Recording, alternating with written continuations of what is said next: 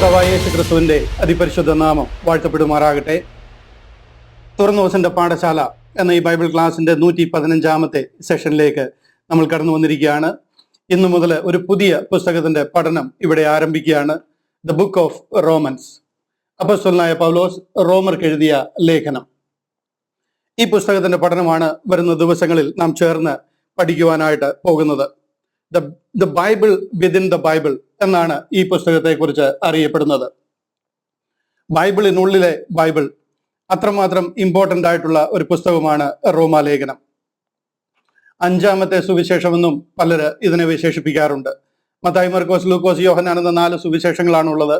എന്നാൽ 5-ാമത്തെ സുവിശേഷം, പുതിയ നിയമത്തിലെ 5-ാമത്തെ സുവിശേഷം, പഴയ നിയമത്തിലൊരു സുവിശേഷമുണ്ട്, അതാണ് യെശയ്യാ പ്രവചനം. എന്നാൽ പുതിയ നിയമത്തിലെ 5-ാമത്തെ സുവിശേഷം എന്നറിയപ്പെടുന്ന പുസ്തകമാണ് റോമാലേഖനം.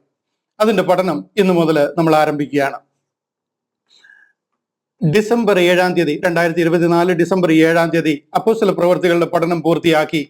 കഴിഞ്ഞ ആഴ്ചയിൽ, അതായത് ഫെബ്രുവരി 9-ാം തീയതി നമുക്ക് ഈ പുതിയ പഠനം ആരംഭിക്കണം, തുറന്ന ദിവസന്റെ പാഠശാല റെസ്യൂം ചെയ്യണം എന്ന് നമ്മൾ ആഗ്രഹിച്ചെങ്കിലും അത് ചില സാഹചര്യങ്ങളാൽ അത് കഴിയാതെ പോയി. ഇന്ന് മുതൽ നമ്മൾ ഈ റെഗുലർ ബൈബിൾ ക്ലാസ് ആരംഭിക്കുകയാണ്. ഇന്ന് നമ്മൾ പഠിക്കുന്ന പുസ്തകം റോമാലേഖനമാണെന്ന് ഞാൻ പറഞ്ഞല്ലോ. ഇതില് നമ്മൾ തിരുവചനത്തിൽ നിന്ന് ആഴമായ കാര്യങ്ങളെ ചിന്തിക്കുവാനായിട്ട് പോവുകയാണ്.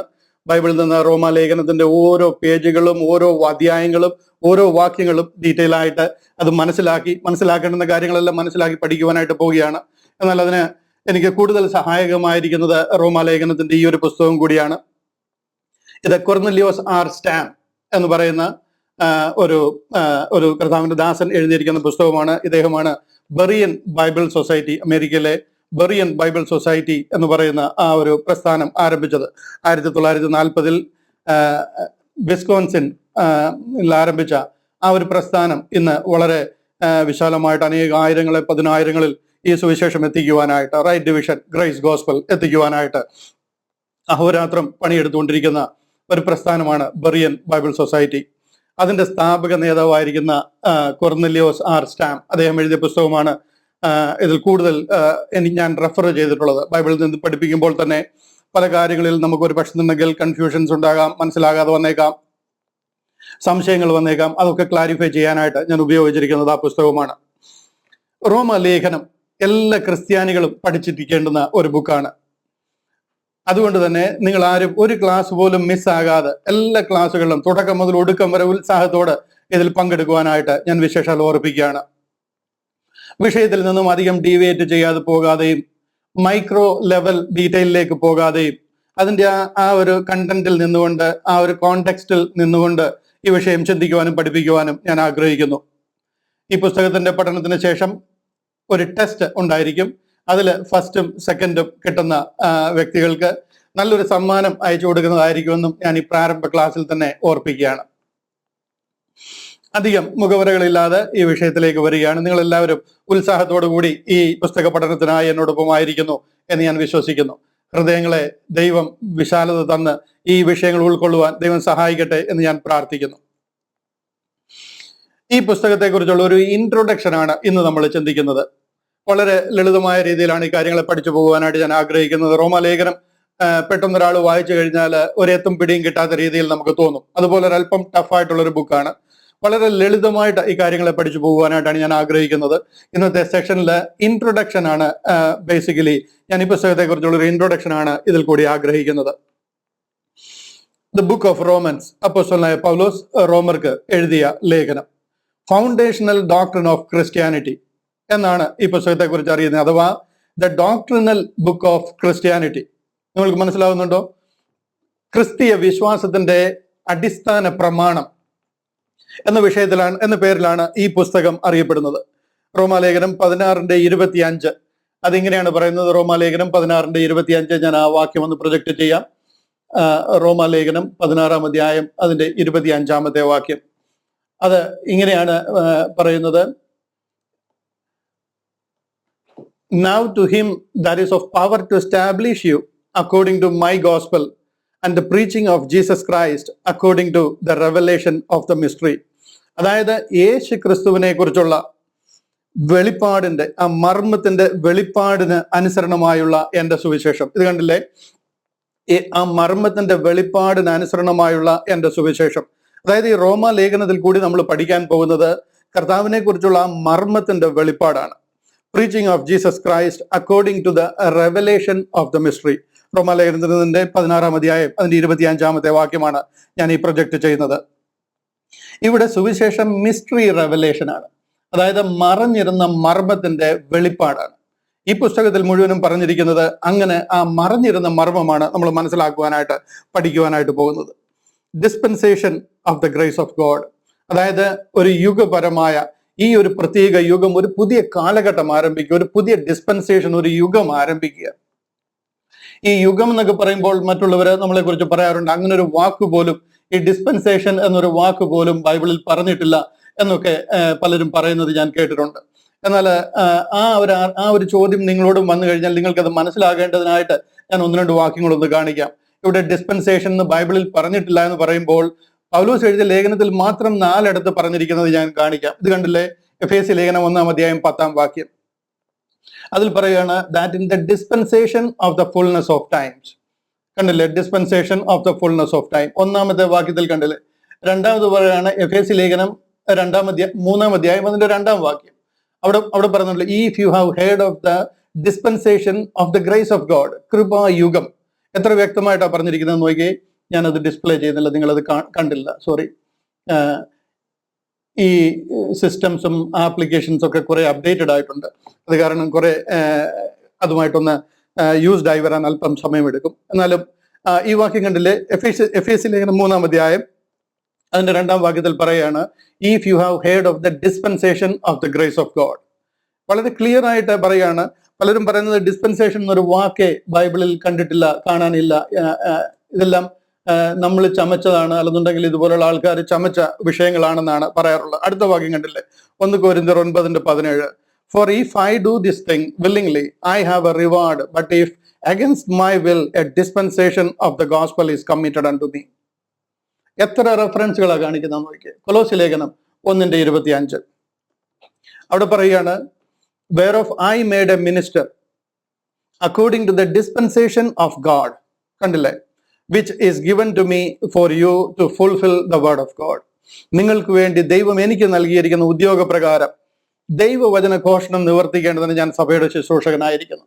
അങ്ങനെ അനേക സ്ഥലങ്ങളിൽ കർത്താവിന്റെ ഈ ഒരു യുഗത്തെക്കുറിച്ച്, അതായത് സ്വർഗത്തിൽ മർമ്മമായിരുന്ന ഒരു കാലഘട്ടത്തെക്കുറിച്ചും ആ കാലഘട്ടത്തിലെ സുവിശേഷത്തെക്കുറിച്ചുമാണ് നമ്മൾ പഠിക്കുന്നത്. Preaching of Jesus Christ according to the revelation of the mystery. ഹല്ലേലൂയ. നിങ്ങൾക്ക് നോട്ടുകൾ എഴുതിയെടുക്കാം, റെഫറൻസുകൾ എഴുതിയെടുക്കാം. റോമാലേഖന പഠനം എന്ന് പറയുന്നത് വളരെ ഇമ്പോർട്ടൻ്റ് ആയിട്ടുള്ള ഒരു പഠനമാണ്. ഇന്ന് ഞാൻ വളരെ ഇൻട്രൊഡക്ടറി സെഷനാണ് പറയുന്നത്. വരും ദിവസങ്ങളിൽ ഒത്തിരിയും ഡീറ്റെയിൽസുകൾ നമ്മൾ ഇതിനെക്കുറിച്ച് പഠിക്കാൻ പോവുകയാണ്. നിങ്ങൾ ജീവിതത്തിൽ ഇതുവരെ കേട്ടിട്ടില്ലാത്തതും ചിന്തിച്ചിട്ടില്ലാത്തതുമായ വിഷയങ്ങൾ നിങ്ങൾ പഠിക്കാൻ പോവുകയാണ്. കഴിഞ്ഞ 2000 വർഷമായിട്ട് നമ്മളെ ക്രിസ്ത്യാനിറ്റിയിൽ പഠിപ്പിച്ചുകൊണ്ട് വന്നിരിക്കുന്ന ഒരു റൂട്ടുണ്ട്. അതെന്താണെന്ന് ചോദിച്ചു കഴിഞ്ഞാൽ ഹിസ്റ്ററി ഓഫ് ജീസസ് ക്രൈസ്റ്റ് ആണ്. എന്നാൽ ഇത് മുതൽ നമ്മൾ പഠിക്കാൻ പോകുന്നത് മിസ്റ്ററി ഓഫ് ജീസസ് ക്രൈസ്റ്റ് ആണ്. മത്തായി, മർക്കോസ്, ലൂക്കോസ്, യോഹന്നാൻ ആണ് നമ്മുടെ സുവിശേഷം നമ്മൾ പഠിച്ചു വെച്ചിരിക്കുക. But that is the history of Jesus Christ. കർത്താവ് ഈ ലോകത്തിൽ വന്നതിന്റെ ചരിത്രമാണ്.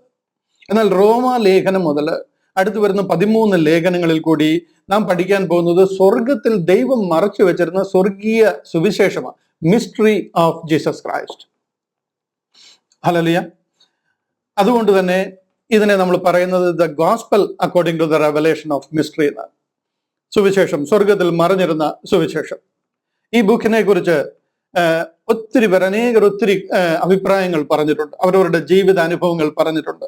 എന്നാൽ ഞാൻ എല്ലാം വിവരിക്കുന്നില്ല, ആ ഒരു വിഷയത്തിലേക്ക് അധികം കടക്കുന്നില്ല. എന്നാലും ചില കാര്യങ്ങളൊന്ന് ഓർപ്പിച്ച്, ഇൻട്രൊഡക്ടറി സെഷൻ ആണല്ലോ, അതുകൊണ്ട് ഞാൻ ചില കാര്യങ്ങളൊന്ന് ഓർപ്പിക്കുകയാണ്. ഈ ബുക്കിനെ കുറിച്ച് മാർട്ടിൻ ലൂതർ പറഞ്ഞിരിക്കുന്നത്. മാർട്ടിൻ ലൂതർ എന്ന് പറയുന്നത് പ്രൊട്ടസ്റ്റന്റ് റിഫോർമേഷന്റെ ലീഡർ ആയിരുന്ന നേതാവാണ് മാർട്ടിൻ ലൂതർ എന്ന് പറയുന്നത്. അദ്ദേഹം ഈ പുസ്തകത്തെ കുറിച്ച് പറഞ്ഞിരിക്കുന്നത് the purest gospel in the Bible എന്ന്. ബൈബിളിലെ നിർമ്മല സുവിശേഷം, the purest gospel in the Bible. Hallelujah. നമുക്ക് ഇന്ന് അനേക സുവിശേഷങ്ങൾ കേൾക്കുവാനായിട്ട് കഴിയും. ഒത്തിരി പേരുന്ന സുവിശേഷം എന്ന് പറഞ്ഞ് അനേക കാര്യങ്ങൾ പറയുന്നത് നമുക്ക് കേൾക്കുവാനായിട്ട് കഴിയും. ഒത്തിരിയും സുവിശേഷങ്ങളുണ്ട്. സുവിശേഷം എന്ന് പറയുമ്പോഴത്തേന് സദ്വർത്തമാനം എന്നുള്ളത് തന്നെയാണ് അതിന്റെ അർത്ഥം. പക്ഷെ എന്നിരുന്നാലും നമ്മുടെ രക്ഷയ്ക്കുള്ള സുവിശേഷം എന്താണെന്ന് പല ചർച്ചുകൾ നമുക്കറിയാം. ചർച്ചുകളുടെയൊക്കെ പേര് തന്നെ ഫുൾ ഗോസ്പൽ എന്നാണ്. ആ ചർച്ചിന്റെ പേര് കഴിഞ്ഞിട്ട് അതിലൂടെ ഫുൾ ഗോസ്പൽ എന്നൂടെ കാണും. എന്നാൽ ഈ ഒരിടത്ത് പോലും ശരിയായ ഗോസ്പൽ പഠിപ്പിക്കുന്നില്ല എന്നുള്ളതാണ് പരമാർത്ഥം. ഈ സത്യം എന്താണ്? ഈ യുഗത്തിൽ, ഈ കാലഘട്ടത്തിൽ നമ്മൾ മനസ്സിലാക്കേണ്ടുന്നത് നമ്മുടെ രക്ഷയ്ക്കുള്ള ദൈവിക രക്ഷാ പദ്ധതി, ആ സുവിശേഷം എന്താണെന്ന് ഒരിടത്ത് പോലും പഠിപ്പിക്കുന്നില്ല. പേരിന് മാത്രം എല്ലാവരും ഫുൾ ഗോസ്പൽ എന്നൊക്കെ അവരുടെ സഭയുടെ ടൈറ്റിലിനോട് ചേർത്തിട്ടുണ്ടെങ്കിലും അവിടെ ഒന്നും ഈ സുവിശേഷം നിങ്ങൾക്ക് കാണുവാനായിട്ട് കഴിയത്തില്ല. റോമാ ലേഖനത്തെ നിർമ്മല സുവിശേഷം എന്നാണ് പറയുന്നത്. ചരിത്രം പഠിച്ചു കഴിഞ്ഞാൽ ക്രിസ്തീയ വിശ്വാസത്തിലേക്ക് അനേകരെ നയിച്ചത് റോമാ ലേഖനം ആണെന്ന് നമുക്ക് നിസ്തർക്കം മനസ്സിലാക്കുവാനായിട്ട് കഴിയും. അനേകരെ ഈ റോമാ ലേഖനത്തിന്റെ പഠനത്തിലൂടെയാണ് ഈ ഒരു വിശ്വാസത്തിലേക്ക് വരുവാനായിട്ട് കഴിഞ്ഞിട്ടുള്ളത്. The most responsible book in the Bible to save people. നമുക്ക് വേണമെന്നുണ്ടെങ്കിൽ അങ്ങനെ പറയാം. അതായത് ഈ ബൈബിളിൽ എഴുതിയിരിക്കുന്ന പുസ്തകങ്ങളിൽ ഏറ്റവും റെസ്പോൺസിബിൾ ആയിട്ടുള്ള പുസ്തകം. ഇതിലുള്ള എല്ലാ പുസ്തകങ്ങളും ദൈവശ്വാസീയമാണ്, തെറ്റിദ്ധരിക്കല്ല. ഇതിലെ ഉൽപ്പത്തി മുതൽ വെളിപ്പാട് വരെ കവർ ടു കവർ ദൈവശ്വാസീയമാണ്. ഇതിലുള്ള ഒരു പുസ്തകത്തിന് പോലും ഒരല്പം പോലും മഹിമ കുറവുള്ളതല്ല. എല്ലാ പുസ്തകത്തിനും അതിൻ്റെതായിട്ടുള്ള ഇമ്പോർട്ടൻസും ഉണ്ട്. അപ്പോൾ തന്നെ ഇതിൽ എഴുതിയിരിക്കുന്ന സങ്കീർത്തന പുസ്തകങ്ങൾ വായിച്ചു കഴിഞ്ഞാലും രക്ഷിക്കപ്പെടാവുന്ന രീതിയിലുള്ള കാര്യങ്ങൾ അതിൽ കൂടി അറിയിച്ചിട്ടുണ്ട്. എല്ലാ പുസ്തകങ്ങൾക്കും അതിൻ്റെതായിട്ടുള്ള മാഹാത്മ്യമുണ്ട്.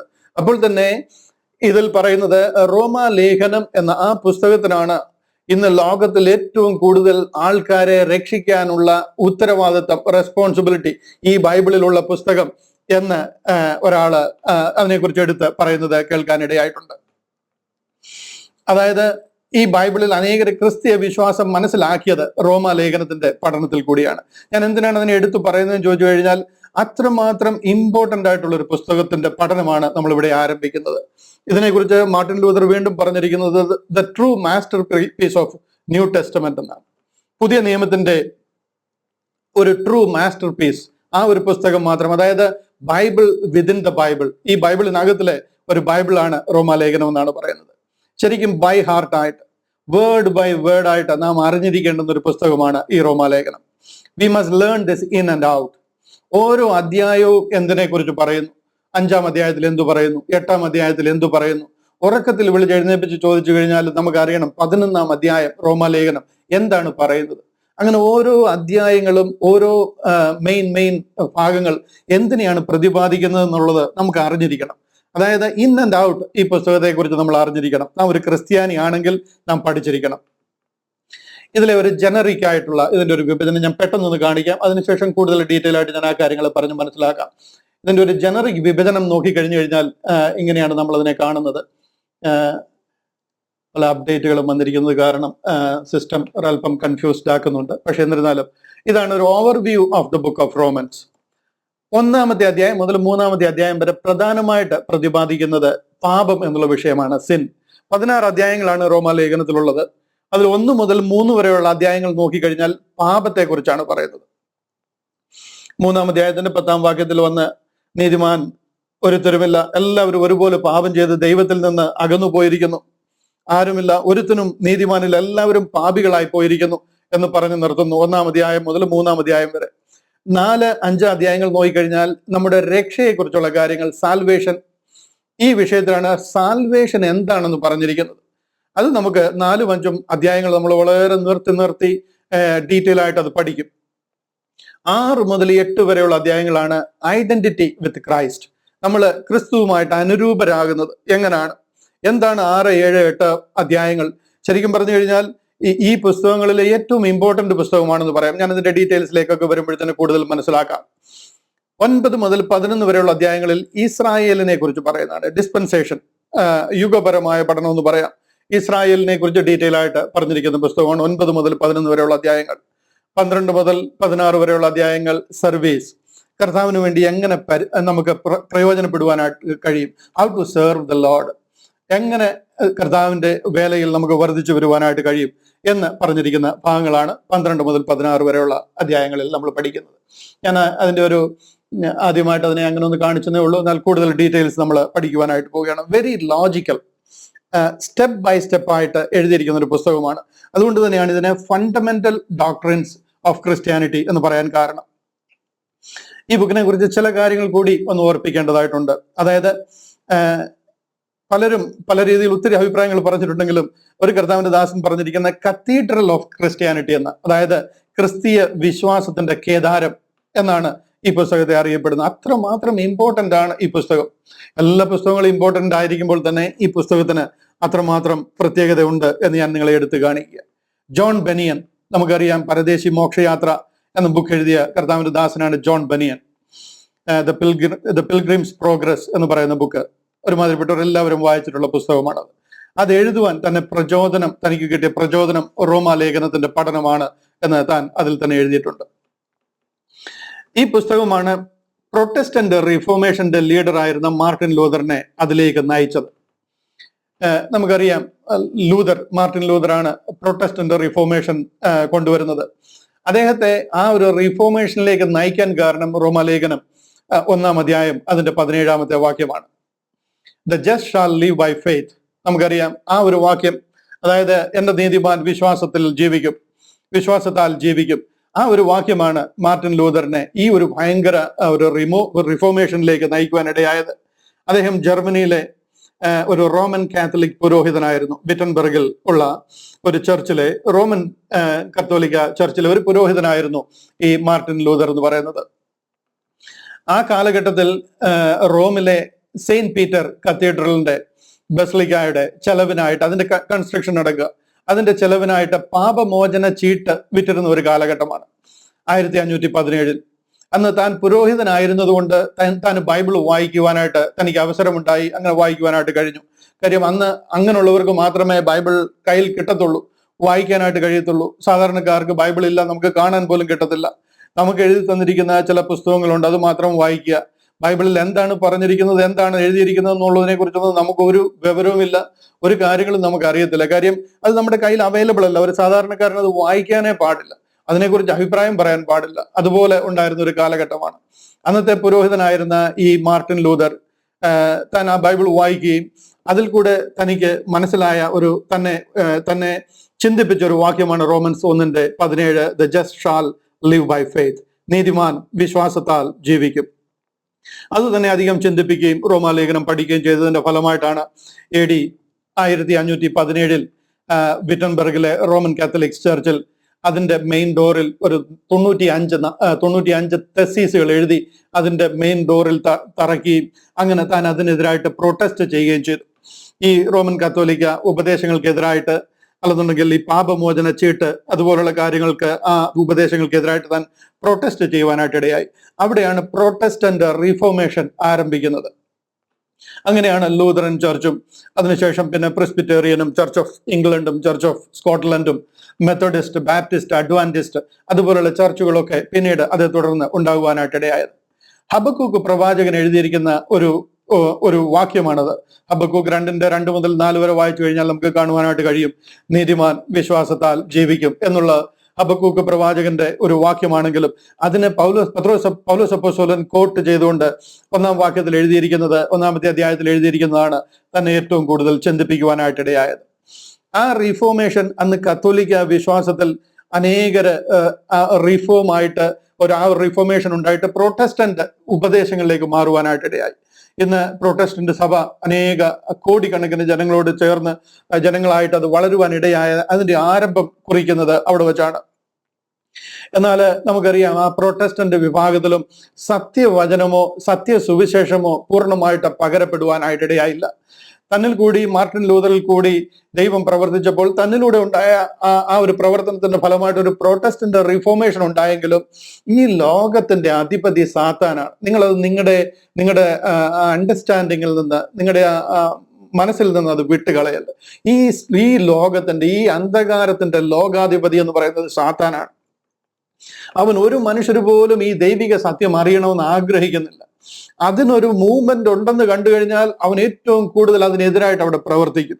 ഏത് കാലത്തും ഒരു ദൈവിക കാര്യത്തിലേക്ക് കാര്യങ്ങൾ പോകുന്നു എന്ന് കണ്ടു കഴിഞ്ഞാൽ അവൻ അതിന് 7 ഇരട്ടി ഓപ്പോസിറ്റ് ആയിട്ട് പ്രവർത്തനങ്ങൾ നടത്തിക്കൊണ്ടേയിരിക്കും. ഞാനല്ലാതെ അന്യ ദൈവം നിനക്ക് ഉണ്ടാകരുതെന്ന് ദൈവം സിനായ് മലയുടെ മേലെ തന്റെ കൈകൊണ്ട് എഴുതിക്കൊണ്ടിരിക്കുമ്പോൾ താഴെ അന്യ ദൈവത്തെ ഉണ്ടാക്കി അവിടെ അതിന് പൂജിക്കുകയും അതിന് ഭയങ്കര ഉത്സവം ആഘോഷിക്കുകയും ചെയ്യുകയാണ് സാത്താൻ അഹരോനെ കൊണ്ടും ഇസ്രായേൽ ജനത്തെ കൊണ്ടും. എപ്പോഴും നിങ്ങൾ മനസ്സിലാക്കിക്കോണം, ഈ ലോകത്തിന്റെ ഈ അന്ധകാരത്തിന്റെ ലോകാധിപതിയാ സാത്താൻ. ഇവിടെ എന്തെങ്കിലും കാര്യങ്ങൾ ജനം സത്യം അറിയുന്ന രീതിയിലേക്ക് പോകുന്നു എന്ന് കണ്ടു കഴിഞ്ഞാൽ അതിനെ തടയായിട്ട്, അതിന് 7 ഇരട്ടി എതിരായിട്ട് അവൻ ഇവിടെ പല കാര്യങ്ങളും കൊണ്ടുവരും. നിങ്ങൾക്കറിയാമോ, ഞാൻ പലപ്പോഴും ഇതിനു മുമ്പ് ഓർപ്പിച്ചിട്ടുണ്ട്, ഒരു ക്രിസ്ത്യൻ കൗൺസിൽ കൂടിയിട്ടാണ് പൗലോസ് അപ്പോസ്തലൻ ഗലാത്യയിൽ നിന്നും ഇവിടെ യെരുശലേമിൽ വന്നിട്ട് ഒരു ക്രിസ്ത്യൻ കൗൺസിൽ അപ്പോസ്തല പ്രവൃത്തികൾ 15-ാം അധ്യായത്തിൽ കൂടി അവിടെ ഇവർ പറയുന്ന സുവിശേഷം, ന്യായപ്രമാണവും മോശയുടെ ഉപദേശവും ആ കാലഘട്ടത്തിലെ രക്ഷാപദ്ധതികളൊക്കെ അവിടെ പ്രസംഗിക്കാതിരിക്കാൻ വേണ്ടിയിട്ടാണ് പൗലോസ് അപ്പോസ്തലൻ 12 അപ്പോസ്തലന്മാരോട് ചേർന്ന് യെരുശലേമിൽ ആ ഒരു ജെറുസലേം കൗൺസിൽ കൂടുന്നത്. ആ ഒരു കൗൺസിൽ കൂടി ഒരു എഴുത്ത് കൊണ്ട് അതിനെ ഫിക്സ് ചെയ്യാനായിട്ട് നോക്കുക, ആ എഴുത്ത് എല്ലായിടത്തും കൊടുത്തുവിട്ട് വായിപ്പിക്കുക. ഇത് മനസ്സിലാക്കിയ സാത്താൻ അതിനെതിരായിട്ട് 7 കൗൺസിൽ കൂടിയിരിക്കുക. ആ ഒരു കൗൺസിൽ കൂടി എടുത്ത തീരുമാനത്തെ വെല്ലുന്ന രീതിയിൽ 7 കൗൺസിലുകൾ ആ ലോകത്തിൽ സാത്താൻ അവന്റെ നേതൃത്വത്തിൽ ഇവിടെ കൂടുവാനായിട്ട് ഇടയായത്. ഞാനതിനെ പറയുമ്പോൾ ഒരുമാതിരിപ്പെട്ടവർക്ക് അത് ഉൾക്കൊള്ളുവാനായിട്ട് കഴിയത്തില്ല. 3 കോൺസ്റ്റാന്റിനോപ്പിൾ കൗൺസിൽ കൂടി, ഒരു എഫെസോസ് കൗൺസിൽ കൂടുവാനായിട്ട് ഇടയായി, അതുപോലെ തന്നെ ഒരു ചാൾസ്ഡോൺ കൗൺസിൽ കൂടി, ഒരു നിക്കിയ കൗൺസിൽ അല്ലെങ്കിൽ നൈസിയൻ കൗൺസിൽ. 7 ക്രിസ്ത്യൻ കൗൺസിലുകൾ കൂടിയിട്ടാണ് അതിനെതിരായിട്ട് ആ വിശ്വാസത്തെ ക്രിസ്തീയ മാർഗത്തിൽ കൊണ്ടുവരികയും ക്രിസ്തീയ വിശ്വാസത്തെ അതിന്റെ മേലെ ഊട്ടി ഉറപ്പിക്കുകയും ചെയ്തത്. ഇന്നത്തെ ക്രിസ്ത്യാനിറ്റി എന്ന് പറഞ്ഞു കഴിഞ്ഞാൽ നിക്കിയ വിശ്വാസ പ്രമാണത്തിന്റെ ബേസിസിലാണ് നിൽക്കുന്നത്. ഒരു കൗൺസിൽ കൂടി സാത്താൻ കൊണ്ടുവരുവാൻ നോക്കിയ ആ ഒരു കൺഫ്യൂഷനെ വെട്ടാനായിട്ട് ശ്രമിച്ചപ്പോൾ അതിനെതിരായിട്ട് 7 കൗൺസിൽ അവൻ കൊണ്ടുവന്ന് അതിനെ ഉറപ്പിക്കും. എന്ന് പറഞ്ഞതുപോലെ എന്തെങ്കിലും കാര്യങ്ങൾ ഇവിടെ നടക്കുന്നു എന്ന് കണ്ടു കഴിഞ്ഞാൽ, ഇവിടെ ഒരു റിഫോർമേഷൻ ഉണ്ടായിട്ട് പ്രൊട്ടസ്റ്റന്റ് വിശ്വാസത്തിലേക്ക് വരുന്നു. റോമൻ കാത്തോലിക്ക ഉപദേശം, അതായത് ഏകദേശം 1500 വർഷം ജനം ബൈബിൾ കണ്ടിട്ടില്ല, പരിശുദ്ധാത്മാവിന്റെ പ്രവർത്തനങ്ങൾ എന്താണെന്ന് അറിയത്തില്ല, ദൈവിക മാർഗം എന്താണെന്ന് അറിയത്തില്ല, വെളിപ്പാടുകൾ ആർക്കും പൗലോസ് അപ്പോസ്തലനോട് ലഭിച്ച ആ വെളിപ്പാടുകൾ എന്താണെന്ന് ആർക്കും തന്നെ അറിയത്തില്ല. എന്നാൽ ആ ഒരു വിഷയത്തിലേക്ക് വരുവാനായിട്ട് ഒരു റിഫോർമേഷൻ ഉണ്ടായെങ്കിലും ആ ഒരു റിഫോർമേഷൻ ഉണ്ടായി കഴിഞ്ഞപ്പോൾ തന്നെ അതിന്റെ ഒരു പൂർണ്ണതയിലേക്ക് വരാതെ അതിനെയും വഴിതിരിച്ചു വിടുവാനായിട്ടിടയായി. ഞാൻ ഈ പറഞ്ഞു വരുന്നത്, ഒരു മനുഷ്യർക്ക് പോലും ഈ സത്യസുവിശേഷം എന്താണെന്ന് അറിയാൻ വയ്യാതെ ഇന്നുള്ള ക്രിസ്ത്യാനിറ്റിയിൽ 99% ആ ഒരു വിശ്വാസത്തിൽ ഉറയ്ക്കുവാനായിട്ടിടയായി. അതുകൊണ്ട് തന്നെ പൗലോസ് അപ്പോസ്തലനോട് വെളിപ്പെട്ടതും സ്വർഗത്തിൽ മറഞ്ഞിരുന്നതുമായ ആ സത്യസുവിശേഷം എന്താണെന്ന് ഇന്ന് ലോകത്തിന് അറിയാതെ പോയിരിക്കുന്നു. 1-2 വർഷമല്ല, വർഷം 2000 1500 വർഷം ഇരുണ്ട യുഗം, the age of darkness Christianity കടന്നുപോയി. 1500 വർഷം വെട്ടിത്തള്ളാവുന്ന രീതിയിൽ പോയി. ഒരു മനുഷ്യർക്കും സത്യം എന്താണെന്ന് അറിയത്തില്ല, ബൈബിളിൽ എന്ത് പറഞ്ഞിരിക്കുന്നു എന്ന് അറിയത്തില്ല. എഴുതി തന്നിരിക്കുന്ന കാര്യങ്ങൾ മാത്രം വായിച്ച് അങ്ങനെ ആ ഒരു ആരാധനയും ചട്ടങ്ങളും കൊണ്ട് ആ രീതിയിൽ നമ്മൾ പോയിക്കൊണ്ടേയിരിക്കണം. എന്നാൽ അവിടെ വെച്ചാണ് ഈ റോമൻ കത്തോലിക്ക പുരോഹിതൻ പ്രീസ്റ്റ് ആയിരുന്ന മാർട്ടിൻ ലൂതർ ഈ കാര്യങ്ങൾ മനസ്സിലാക്കി അവിടെ ഒരു റിഫോർമേഷൻ ആരംഭിക്കുകയും ചെയ്യുന്നത്. ഈ റിഫോർമേഷൻ ആരംഭിച്ചപ്പോഴത്തേന് പൊതുവിൽ നമ്മുടെ വിശ്വാസം ആ കത്തോലിക്ക സഭയിലുണ്ടായിരുന്ന ഉപദേശങ്ങളെല്ലാം കഴിഞ്ഞിട്ട് ഒരു പുതിയ ഉപദേശത്തിലേക്ക് വന്നു. നാം കാര്യങ്ങളൊക്കെ മനസ്സിലാക്കി. ബൈബിൾ ഇപ്പൊ എല്ലാവർക്കും അവൈലബിൾ ആണ്, നാം എല്ലാം പഠിച്ചു, എല്ലാം സത്യമായിട്ട് നമുക്കിപ്പോൾ മനസ്സിലായി. അതുകൊണ്ട് നമ്മൾ റൈറ്റ് റൂട്ടിൽ വന്നിരിക്കുന്നു എന്നൊരു സംതൃപ്തിയോടെ ജനമായിരിക്കുന്നു. എന്നാൽ വാസ്തവം എന്താണെന്ന് ചോദിച്ചു കഴിഞ്ഞാൽ 99%നും ഇന്നും ക്രിസ്ത്യാനിറ്റി എന്താണെന്ന് അറിയത്തില്ല. സ്വർഗത്തിൽ ദൈവം മറച്ചു വെച്ചിരുന്ന സ്വർഗീയ പദ്ധതി എന്തായിരുന്നു? പൗലോസ് അപ്പോസ്തലനോട് ലോകത്തിന് വെളിപ്പെട്ട സത്യസുവിശേഷം എന്താണ്? ഇന്ന് ജനം രക്ഷിക്കപ്പെടുന്നത് ഏത് മാർഗത്തിലാണെന്ന് ഇന്നും ജനത്തിന് അറിയത്തില്ല. അതുകൊണ്ട് തന്നെ 2000 വർഷമായി പഴകിപ്പോയതിനാൽ നമ്മൾ ഇത് പറഞ്ഞു കഴിഞ്ഞാൽ നമ്മളെ എന്തോ അന്യഗ്രഹ ജീവികൾ ഒരാളെ കാണുന്നത് പോലെയാണ് നമ്മളെ കാണുന്നത്. ഇദ്ദേഹം എവിടുന്ന് വന്നിരിക്കുന്നു? വർഷം 2000 കഴിഞ്ഞ് ഇപ്പോഴാണോ ഈ ഐഡിയ കിട്ടുന്നത് എന്ന് ചോദിച്ച് നമ്മളെ ആക്ഷേപിക്കുന്ന ലെവലിലേക്ക് കാര്യങ്ങൾ പോയിരിക്കുകയാണ്. ഇവിടെ ഞാൻ പറഞ്ഞു വന്നത്, പ്രൊട്ടസ്റ്റന്റിലും കത്തോലിക്ക വിശ്വാസത്തിലും ഒരു റിഫോർമേഷൻ ഉണ്ടായെങ്കിലും അതിൽ കൂടെ സത്യസുവിശേഷം അറിയുവാനായിട്ട് കഴിഞ്ഞിട്ടില്ല. റോമാലേഖനത്തിലെ 1-ാം അധ്യായത്തിന്റെ 17-ാം വാക്യമാണ് മാർട്ടിൻ ലൂതറിനെ അത്ര വലിയ റീഫോർമേഷനിലേക്ക് നയിച്ചതെങ്കിൽ ആ റോമാലേഖനത്തിന്റെ പഠനം ഇന്നും അനേകരോട് ദൈവം ഇടപെടുവാനായിട്ട്, അനേകരെ ഈ ഒരു വിഷയത്തിന്റെ സത്യം മനസ്സിലാക്കുവാനും ദൈവം സഹായിക്കേണ്ടതിനായിട്ട് ഞാൻ പ്രാർത്ഥിക്കുന്നു. ആഗോള വ്യാപകമായിട്ടൊരു റിഫോർമേഷൻ ഉണ്ടാകേണ്ടുന്ന സമയം അതിക്രമിച്ചിരിക്കുക. ഒരു ആന്തോളൻ ഈ ഒരു വിഷയത്തിൽ ഉണ്ടാകേണ്ടുന്ന സമയം അതിക്രമിച്ചിരിക്കുക. ഞാൻ വളരെ ആത്മഭാരത്തോടും ആത്മാർത്ഥതയോടുമായി പറയുന്നത്. ഒരു പ്രസംഗം നടത്താനോ വ്യത്യസ്തമായിട്ട് എന്തെങ്കിലും ഒരു വിഷയം പഠിപ്പിച്ചെടുത്ത് പേരെടുക്കാനോ ഒന്നുമല്ല പറയുന്നത്. ഈ ബൈബിളിൽ കൂടി ഉലക ആരംഭിച്ചതിന് മുമ്പ് മുതലേ ദൈവം മറച്ചു വെച്ചിരുന്ന സത്യ സുവിശേഷത്തെ ഈ ബൈബിളിൽ കൂടി ദൈവം വെളിപ്പെടുത്തിയിരിക്കുക. അതിനായിട്ട് ഒരു അപ്പോസ്തലനെ പേര് ചൊല്ലി വിളിച്ചിരിക്കുക. അന്ന് വരെ മറഞ്ഞിരുന്ന മർമ്മം മുത്തുമണികൾ പോലെ ഓരോന്നോരോന്നായിട്ട് തനിക്ക് കാണിച്ചു കൊടുത്തത് റോമാ ലേഖനം മുതൽ ഫിലമോൻ എഴുതിയ ലേഖനം വരെ 13 ലേഖനങ്ങളിൽ കൂടി എഴുതി ലോകത്തിന് വെളിപ്പെടുത്തിയിരിക്കുക. എന്നാൽ അതൊന്നും മനസ്സിലാകാതെ ഹിസ്റ്ററി ഓഫ് ജീസസ് ക്രൈസ്റ്റിൽ സന്തോഷിച്ച് ആൾക്കാർ ഇതാണ് സുവിശേഷം, മത്തായി, മർക്കോസ്, ലൂക്കോസ്, യോഹന്നാനാണ് സുവിശേഷം, അത് ലോകത്തെ അറിയിക്കുവാനായിട്ട് എഴുതിയ എഴുത്തുകളാണ് മറ്റ് ലേഖനങ്ങൾ എന്നുള്ള രീതിയിലാണ് ക്രിസ്ത്യാനിറ്റി ഈ കാര്യങ്ങളെ മനസ്സിലാക്കിയിരിക്കുന്നത്. എന്നാൽ സത്യം എവിടെ കിടക്കുന്നു, എന്താണ് ജനം മനസ്സിലാക്കി വെച്ചിരിക്കുന്നത് എന്നുള്ളത് നാം ഇന്ന് ചിന്തിക്കേണ്ടുന്ന ഒരു വിഷയമാണ്. റോമാലേഖനം പഠനത്തിനോടൊപ്പം തന്നെ നമുക്ക് ചേർന്ന് പ്രാർത്ഥിക്കുകയും അനേകർക്ക് ഇത് മനസ്സിലാകുവാൻ. ഒരു റോമൻ കത്തോലിക്ക പുരോഹിതന് അതിൽ ഒരു വാക്യം മനസ്സിലാക്കി കഴിഞ്ഞപ്പോൾ ഒരു പ്രൊട്ടസ്റ്റന്റ് റിഫോർമേഷൻ ഉണ്ടായെങ്കിൽ അനേകർക്ക് ഈ കാലഘട്ടങ്ങളിൽ അത് മനസ്സിലാകുവാൻ, ഇത്രമാത്രം കമ്മ്യൂണിക്കേറ്റ് ചെയ്യുവാൻ ഫെസിലിറ്റീസ് അവൈലബിൾ ആയിട്ടുള്ള ഒരു കാലഘട്ടത്തിൽ ഇത് മനസ്സിലാകുന്നത് ഇങ്ങേയറ്റം മുതൽ അങ്ങേയറ്റം വരെ കോടിക്കണക്കിന് ജനങ്ങളിൽ ഈ സുവിശേഷം എത്തിക്കുവാൻ ദൈവം ഈ റോമാ ലേഖനത്തിലൂടെ അതിന്റെ പഠനത്തിലൂടെ സഹായിക്കട്ടെ എന്ന് ഞാൻ പ്രാർത്ഥിക്കുന്നു. ആഗോള വ്യാപകമായിട്ട് ഒരു റിഫോർമേഷൻ ഉണ്ടാകുവാൻ, ഒരു നവോത്ഥാനം ഉണ്ടാകുവാൻ ദൈവം ഇടയാക്കട്ടെ എന്ന് ഞാൻ പ്രാർത്ഥിക്കുന്നു. അതുപോലെ തന്നെ ഈ ബുക്കിനെ കുറിച്ച് കേട്ടിട്ടുള്ള വേറൊരു സ്റ്റേറ്റ്മെന്റ് ആണ്, this book will keep you away from sin or the sin will keep you away from this book. ഈ ബുക്ക് നമ്മളെ പാപത്തിൽ നിന്ന് അകറ്റി നിർത്തും, അല്ലെന്നുണ്ടെങ്കിൽ പാപം ഈ ബുക്കിനോട് നമ്മൾ അടുക്കാതിരിക്കുവാൻ നമ്മളെ അകറ്റി നിർത്തും. വളരെ ഇൻട്രസ്റ്റ് ആയിട്ടുള്ള, വളരെ വാസ്തവമായിട്ടുള്ള ഒരു സ്റ്റേറ്റ്മെന്റ് ആണത്. ഈ പുസ്തകം നമ്മൾ പഠിച്ചു കഴിയുമ്പോൾ പാപം ചെയ്യാനുള്ള ലൈസൻസ് അല്ല നമുക്ക് ലഭിക്കുന്നത്, പാപം ചെയ്യാതിരിക്കാനുള്ള ഒരു ദൈവിക കൃപ നമ്മുടെ മേൽ വ്യാപരിക്കുകയും ചെയ്ത പാപങ്ങളെയൊക്കെ ഓർത്ത് നമ്മൾ അനുദപിക്കുകയും ദൈവത്തിന്റെ സന്നിധിയിൽ കൂടുതൽ ക്രമീകരണം പ്രാപിക്കുവാനും ഓരോ ദിവസവും പാപത്തോട് അകന്നു മാറുവാനുള്ള ദൈവിക കൃപ നമ്മുടെ മേൽ പകരപ്പെടുകയും ചെയ്യും. റോമാലേഖനം 6, 7, 8 അധ്യായങ്ങളാണ് the most important chapters in the entire Bible എന്ന് വേണമെങ്കിൽ നമുക്ക് പറയാം. വീണ്ടും തെറ്റിദ്ധരിക്കല്, ഇതിലെ ഒരു വാക്യമായിട്ട്, ഒരു വാക്കാകട്ടെ, ഒരു വള്ളിയായിട്ട് പൊള്ളിയാകട്ടെ എന്തെങ്കിലും കുറവുള്ളതല്ല. അപ്പോൾ തന്നെ ഈ ബുക്കിൽ പറഞ്ഞിരിക്കുന്ന എല്ലാ പുസ്തകങ്ങളെക്കാളും, എല്ലാ അധ്യായങ്ങളെക്കാളും ഈ റോമാ ലേഖനത്തിന്റെ 6, 7, 8 അധ്യായങ്ങളാണ് ഈ പുസ്തകത്തിലുള്ളതിലെ, ഈ എൻറ്റയർ ബൈബിൾ നോക്കിക്കഴിഞ്ഞാൽ അതിലെ മോസ്റ്റ് ഇമ്പോർട്ടന്റ് ചാപ്റ്റേഴ്സ് എന്ന് നമുക്ക് വേണമെങ്കിൽ പറയാം. കാര്യം റോമാലേഖനം 6-ാം അധ്യായമാണ് we are dead to sin, നാം പാപസംബന്ധമായി മരിച്ചിരിക്കുന്നു എന്ന് നമ്മളെ പഠിപ്പിക്കുന്നത്. റോമാലേഖനം 7-ാം അധ്യായമാണ് we are dead to the law, അതായത് പ്രമാണത്തിന് നാം മരിച്ചിരിക്കുന്നു എന്ന് നമ്മളെ പഠിപ്പിക്കുന്നത്. റോമാലേഖനം 8-ാം അധ്യായമാണ് we are dead to the flesh, ജഡസംബന്ധമായി നാം മരിച്ചിരിക്കുന്നു എന്ന് നമ്മളെ പഠിപ്പിക്കുന്നത്.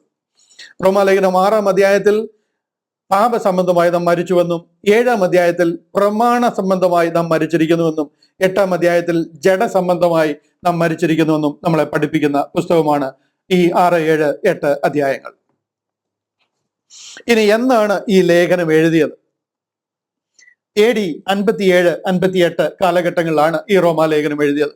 നമ്മൾ ഇതിന്റെ ഈ പശ്ചാത്തലവും കാര്യങ്ങളും ഒക്കെ ഒന്ന് അറിഞ്ഞിരിക്കണം. അത് വളരെ ഇമ്പോർട്ടന്റ് ആണ്, ഇതിലെ കണ്ടന്റുകളെ വാസ്തവമായിട്ട് മനസ്സിലാക്കാൻ. AD 57, 58 കാലയളവിലാണ് ഈ പുസ്തകം എഴുതുവാനായിട്ടിടയായത്. പൗലോസ് അപ്പോസ്തലന്റെ 3ാമത്തെ മിഷണറി യാത്രയുടെ ഭാഗമായി എഫെസോസിലെത്തുകയും അവിടെ നിന്നും മാസിഡോണിയയിലും പിന്നെ കൊരിന്തിലും കെങ്ക്രയായിലും ഒക്കെ എത്തുവാനായിട്ടിടയായി. അങ്ങനെ കെങ്ക്രയായിൽ ഇരുന്നാണ് താൻ ഈ പുസ്തകം എഴുതുവാനായിട്ടിടയായത്. പെട്ടെന്ന് ഞാൻ ആ മാപ്പ് കൂടെ നിങ്ങളെ ഒന്ന് കാണിച്ച് നിങ്ങളുടെ മെമ്മറി ഒന്ന് റിഫ്രഷ് ചെയ്യുവാനായിട്ട് ആഗ്രഹിക്കുകയാണ്. 3ാമത്തെ മിഷണറി യാത്ര എന്ന് പറയുന്നത് ഈ പർപ്പിൾ കളറിലുള്ള ഈ ഒരു ലൈനാണ്. ഇവിടെ നിന്നും അന്ത്യോക്യ എന്ന് പറയുന്നത് സിറിയയിലെ അന്ത്യോക്യയാണ്. ജെറുസലേം ഇവിടെയാണ്, ഇസ്രായേൽ ഈ ഭാഗത്താണ്. ഈ ഇസ്രായേലുമായിട്ടൊന്നും ഇവിടെ വലിയ കണക്ഷൻ ഇല്ല. ആക്ച്വലി ഇവിടെ ആരംഭിക്കുന്നത് തന്നെ ജാതീയ രാജ്യത്തിൽ നിന്നാണ്. സിറിയയിലെ അന്ത്യോക്യയിൽ നിന്നാണ് ഈ യാത്ര ആരംഭിക്കുന്നത്. ആ സിറിയയിലെ അന്ത്യോക്യയിൽ നിന്ന് ആരംഭിച്ച് തർസോസിലെത്തുക. തർസോസിലാണ് പൗലോസ് ജനിച്ച സ്ഥലം. തർസോസിൽ നിന്ന് ഡെർബയിലാണ് ഗായോസ് ഒക്കെ ഡെർബേക്കാരനാണ്. അവിടെ നിന്നും ഐക്കോനിയയിലൊക്കെ പണ്ട് അധികം ഉപദ്രവിച്ചിട്ടുള്ള സ്ഥലമാണ്. ലിസ്ട്രയാണ് ഇത്. ഇവിടെ നിന്നുള്ള ആളാണ് തിമത്തിയോസിനെ ഈ ഭാഗത്ത് നിന്നാണ് 2ാമത്തെ മിഷണറി യാത്രയിൽ തന്നോടൊപ്പം ചേരുവാനായിട്ട് ഇടയായത്. എന്നാൽ മൂന്നാമത്തെ മിഷണറി യാത്രയുടെ ഭാഗമായിട്ട് ഇവിടെ പിസിഡിയയിലെ എത്തുന്നു. ഇവിടെ ഒരു അന്ത്യോക്യയിൽ നിന്നാണ് ആരംഭിച്ചത്, അത് സിറിയയിലെ അന്ത്യോക്യയാണ്. എന്നാൽ ഇവിടെ കണ്ടില്ലേ പിസിഡിയയിലെ അന്ത്യോക്യയിലെത്തി, അന്ത്യോക്യ ഇൻ പിസിഡിയ. അവിടെ നിന്ന് ഉൾപ്രദേശങ്ങളിൽ കൂടി സഞ്ചരിച്ച് എഫെസോസിലെത്തി. ഇതാണ് അപ്പോസ്തല പ്രവൃത്തികൾ 19-ാം അധ്യായത്തിൽ പറയുന്നത്. രണ്ടാമത്തെ യാത്രയിലും താൻ ഇതുവഴി എഫെസോസിൽ എത്തണമെന്ന് ആഗ്രഹിച്ചിരുന്നു. എന്നാൽ പരിശുദ്ധാത്മാവ് തടയുകയും ആസിയയിൽ സുവിശേഷം പ്രസംഗിക്കണ്ട എന്ന് പറഞ്ഞുകൊണ്ട് ഇതിന്റെ വെളിയിൽ കൂടി, ആസിയയുടെ വെളിയിൽ കൂടി തന്നെ പോയി പൊന്തോസ്, ബിഥുന്യ ആ ഭാഗത്തോടുകൂടി ഇവിടെ മൂസിയ വഴി ത്രോവാസിൽ എത്തിച്ചേരുകയും ഇവിടെ നിന്നും മക്കദോനിയ വെളിപ്രകാരം ഫിലിപ്പിയിലേക്ക് പോവുകയും ചെയ്യുന്നതായിട്ട് അറിയാം. അത് രണ്ടാമത്തെ മിഷണറി യാത്രയാണ്. ഈ മൂന്നാമത്തെ മിഷണറി യാത്രയിൽ ഉൾപ്രദേശങ്ങളിൽ കൂടി സഞ്ചരിച്ച് താൻ എഫെസോസിൽ എത്തുന്നതായിട്ടും, എഫെസോസിൽ ഇവിടെ എത്തിയതിനു ശേഷം ഒരു ചിലരെ അവിടെ കാണുകയും ശിഷ്യന്മാരെ കാണുകയും നിങ്ങൾ വിശ്വസിച്ചിട്ട് പരിശുദ്ധാത്മാവിനെ പ്രാപിച്ചു എന്ന് ചോദിക്കുകയും അതിനുശേഷം അവിടെ തുറന്നോസിന്റെ പാഠശാല ആരംഭിക്കുകയും ഏകദേശം 2 വർഷത്തിലേറെ അവിടെ സുവിശേഷം അറിയിക്കുകയും പഠിപ്പിക്കുകയും ഒക്കെ ചെയ്തു. അതിനുശേഷം പൗലോസ് അപ്പോസ്തലൻ ത്രോവാസിലെത്തുകയും അവിടെ നിന്നും ഫിലിപ്പിയിലും ഇവരെയൊക്കെ വീണ്ടും സന്ദർശിക്കുന്നതായിട്ട് ഇതാണ് മാസിഡോണിയൻ സ്റ്റേറ്റുകളാണ് ഫിലിപ്പിയും തെസ്സലോനിക്കയും ബെറിയയും അപ്പല്ലോനിയയും ഒക്കെ അതുവഴി ആ ഭാഗങ്ങളിലൂടെയൊക്കെ താൻ ഇവിടെ കൊരിന്തിൽ എത്തിച്ചേരുന്നതായിട്ട് നമുക്കറിയാം. മൂന്നാമത്തെ മിഷണറി യാത്രയുടെ ഭാഗമായി ആ കൊരിന്തിൽ നിന്നും ആക്ച്വലി മടങ്ങി പോരേണ്ടത് നേരെ തിരിച്ച് എഫെസോസിന് ഈ റൂട്ട് വഴി മടങ്ങി പോരേണ്ടുന്നതായിരുന്നു. എന്നാൽ മൂന്നാമത്തെ മിഷണറി യാത്രയിൽ പോളിനെ ഈ കടലിൽ വെച്ച് തന്നെ ഒടുക്കി കളയുവാനായിട്ട് അവര് ചട്ടം കൂട്ടുന്നു, അവർ പ്ലോട്ട് പ്ലാൻ ചെയ്യുന്നു എന്ന് മനസ്സിലാക്കിയിട്ട് താൻ അങ്ങനെ തന്റെ സഹോദരങ്ങളോട് ചേർന്ന് ഇതുവഴി തന്നെ മടങ്ങി പോരുവാനായിട്ട് ഇടയായി. അങ്ങനെ മടങ്ങി പോരുന്ന ഒരു ഭാഗം നമുക്കറിയാം. ആ സമയത്ത് താൻ കൊരിന്തിലെ കെങ്ക്രയ എന്ന് പറയുന്ന സ്ഥലത്തിരിക്കുമ്പോഴാണ് റോമാലേഖനം എഴുതുന്നത്. AD 57-58 കാലയളവിൽ ഈ ഗ്രീസിന്റെ നോർത്തേൺ ഗ്രീസ് ആണ് ഈ മാസിഡോണിയ, സൗത്തേൺ ഗ്രീസ് ആണ് അഖായ. ഈ അഖായ എന്നറിയപ്പെടുന്നത്, അഖായയിലെ പ്രധാന സ്ഥലമാണ് കൊരിന്ത്, അഥേന അല്ലെങ്കിൽ ഏഥൻസ്. ആ കൊരിന്തിനോട് ചേർന്ന് കിടക്കുന്ന ഒരു പ്രദേശമാണ് കെങ്ക്രയ എന്ന് പറയുന്നത്. ഈ കെങ്ക്രയയിലിരുന്നാണ് മൂന്നാമത്തെ മിഷണറി യാത്രയോടുള്ള ബന്ധത്തിൽ താൻ ഈ റോമാലേഖനം എഴുതുന്നത്. ഇനി ആരാണ് റോമയിലെ സഭ സ്ഥാപിച്ചത്? റോമ സഭ സ്ഥാപിച്ചത് ആരാണ്? അത് ആരാണ് സ്ഥാപിച്ചതെന്ന് വ്യക്തമല്ല, ആർക്കും വ്യക്തമല്ല. എന്നാൽ ആരല്ല സ്ഥാപിച്ചതെന്നറിയാം. പൗലോസ് അപ്പോസ്തലനുമല്ല, പത്രോസ് അപ്പോസ്തലനുമല്ല ആ സഭ സ്ഥാപിച്ചത്. പത്രോസ് റോമിൽ പോയിട്ടുണ്ട് എന്നുള്ളതിന് പോലും തന്നെ ചരിത്രത്തിലോ ബൈബിളിലോ യാതൊരു രേഖകളുമില്ല. പൗലോസ് അപ്പോസ്തലനല്ല റോമിലെ സഭ സ്ഥാപിച്ചത് എന്ന് വളരെ വ്യക്തമാണ്. മറ്റ് പല സഭകളും പോള് സ്ഥാപിച്ചിട്ടുണ്ട്. എല്ലാ സഭകളും പോള് സ്ഥാപിച്ചതാണ് എക്സെപ്റ്റ് കൊലോസിയയിലെ സഭ പൗലോസ് അപ്പോസ്തലൻ സ്ഥാപിച്ചതാണ് എന്ന് നമുക്ക് പറയുവാനായിട്ട് കഴിയത്തില്ല. എഫെസോസിലെ തുറന്നോസിന്റെ പാഠശാലയിൽ പഠിച്ച ഫിലമോൻ അവിടെ നിന്നും തന്റെ ഭവനത്തിൽ ആരംഭിച്ച സഭയാണ് കൊലോസിയയിലെ സഭ. കൊലോഷ്യൻസ് ഈ കൊലോസിയ എന്ന് പറയുന്ന സ്ഥലമൊക്കെ വിസിറ്റ് ചെയ്യുകയും ആ പ്രദേശത്തൊക്കെ പോയി ആ കാര്യങ്ങൾ മനസ്സിലാക്കുകയൊക്കെ ചെയ്യാൻ ദൈവം എനിക്ക് അവസരങ്ങൾ തന്നിട്ടുള്ളതുകൊണ്ടാണ് വളരെ വ്യക്തമായിട്ട് ഞാൻ ആ വിഷയം പറയുന്നത്. ഫിലമോൻ തന്റെ കുടുംബം, അപ്പിയ എന്ന് പറയുന്ന ആളാണ്, തന്റെ ഭാര്യ ഫിലമോന്റെയും അപ്പിയയുടെയും വീട്ടിൽ ആരംഭിച്ച ആരാധനയാണ് കൊലോസിയിലെ സഭയായിട്ട് പിന്നീട് വളർന്നു വരുവാനായിട്ട് ഇടയായി തീർന്നത്. അതും പൗലോസ് ഡയറക്റ്റ് പോയി പ്രാർത്ഥിച്ച് ആരംഭിച്ച സഭയല്ല, ഫിലമോൻ പ്രാർത്ഥിച്ച് ആരംഭിച്ച സഭയാണെങ്കിലും പൗലോസ് പലവട്ടം അവിടെ പോയിട്ടുണ്ട്. പൗലോസ് ആരംഭിച്ച സഭയല്ല എന്നുള്ളതേ ഉള്ളൂ. ബാക്കി എല്ലാ സഭകളും പൗലോസ് അപ്പോസ്തലൻ തന്നെ പ്രാർത്ഥിച്ച് ആരംഭിച്ചിട്ടുള്ള സഭകളാണ്. പൗലോസിന്റെ കൊരിന്തിലെ റൂംമേറ്റ്സ് ആയിരുന്ന പ്രിസ്കില്ലയെയും അക്വിലാസിനെയും നമുക്കറിയാം. അവർ മുഖേനയാണ് പൗലോസ് അപ്പോസ്തലൻ ഈ റോമിലെ സഭയെക്കുറിച്ച് അറിയുന്നത്. കാര്യം എന്താണെന്ന് ചോദിച്ചു കഴിഞ്ഞാൽ അവർ റോമിലായിരുന്നു. റോമിലുള്ള യഹൂദന്മാരെല്ലാം റോമ നഗരം വിട്ടു പോകണമെന്ന് ക്ലൗഡിയോസ് കൈസറുടെ ഒരു കൽപ്പന ഉണ്ടായി കഴിഞ്ഞപ്പോൾ റോമിലുണ്ടായിരുന്ന യഹൂദന്മാരെല്ലാം ഓടിപ്പോകുവാനായിട്ടിടയായി. അവർക്ക് അവിടെ നിൽക്കാൻ പറ്റാത്ത രീതിയിൽ അവിടെ നിന്ന് ഓടിപ്പോകേണ്ടുന്ന സാഹചര്യം സംജാതമായി. അങ്ങനെ പൊന്തോസുകാരനായിരുന്ന അക്വിലാസും തന്റെ ഭാര്യ പ്രിസ്കില്ലയും അവർ റോമിൽ സെറ്റിൽഡ് ആയിരുന്നു.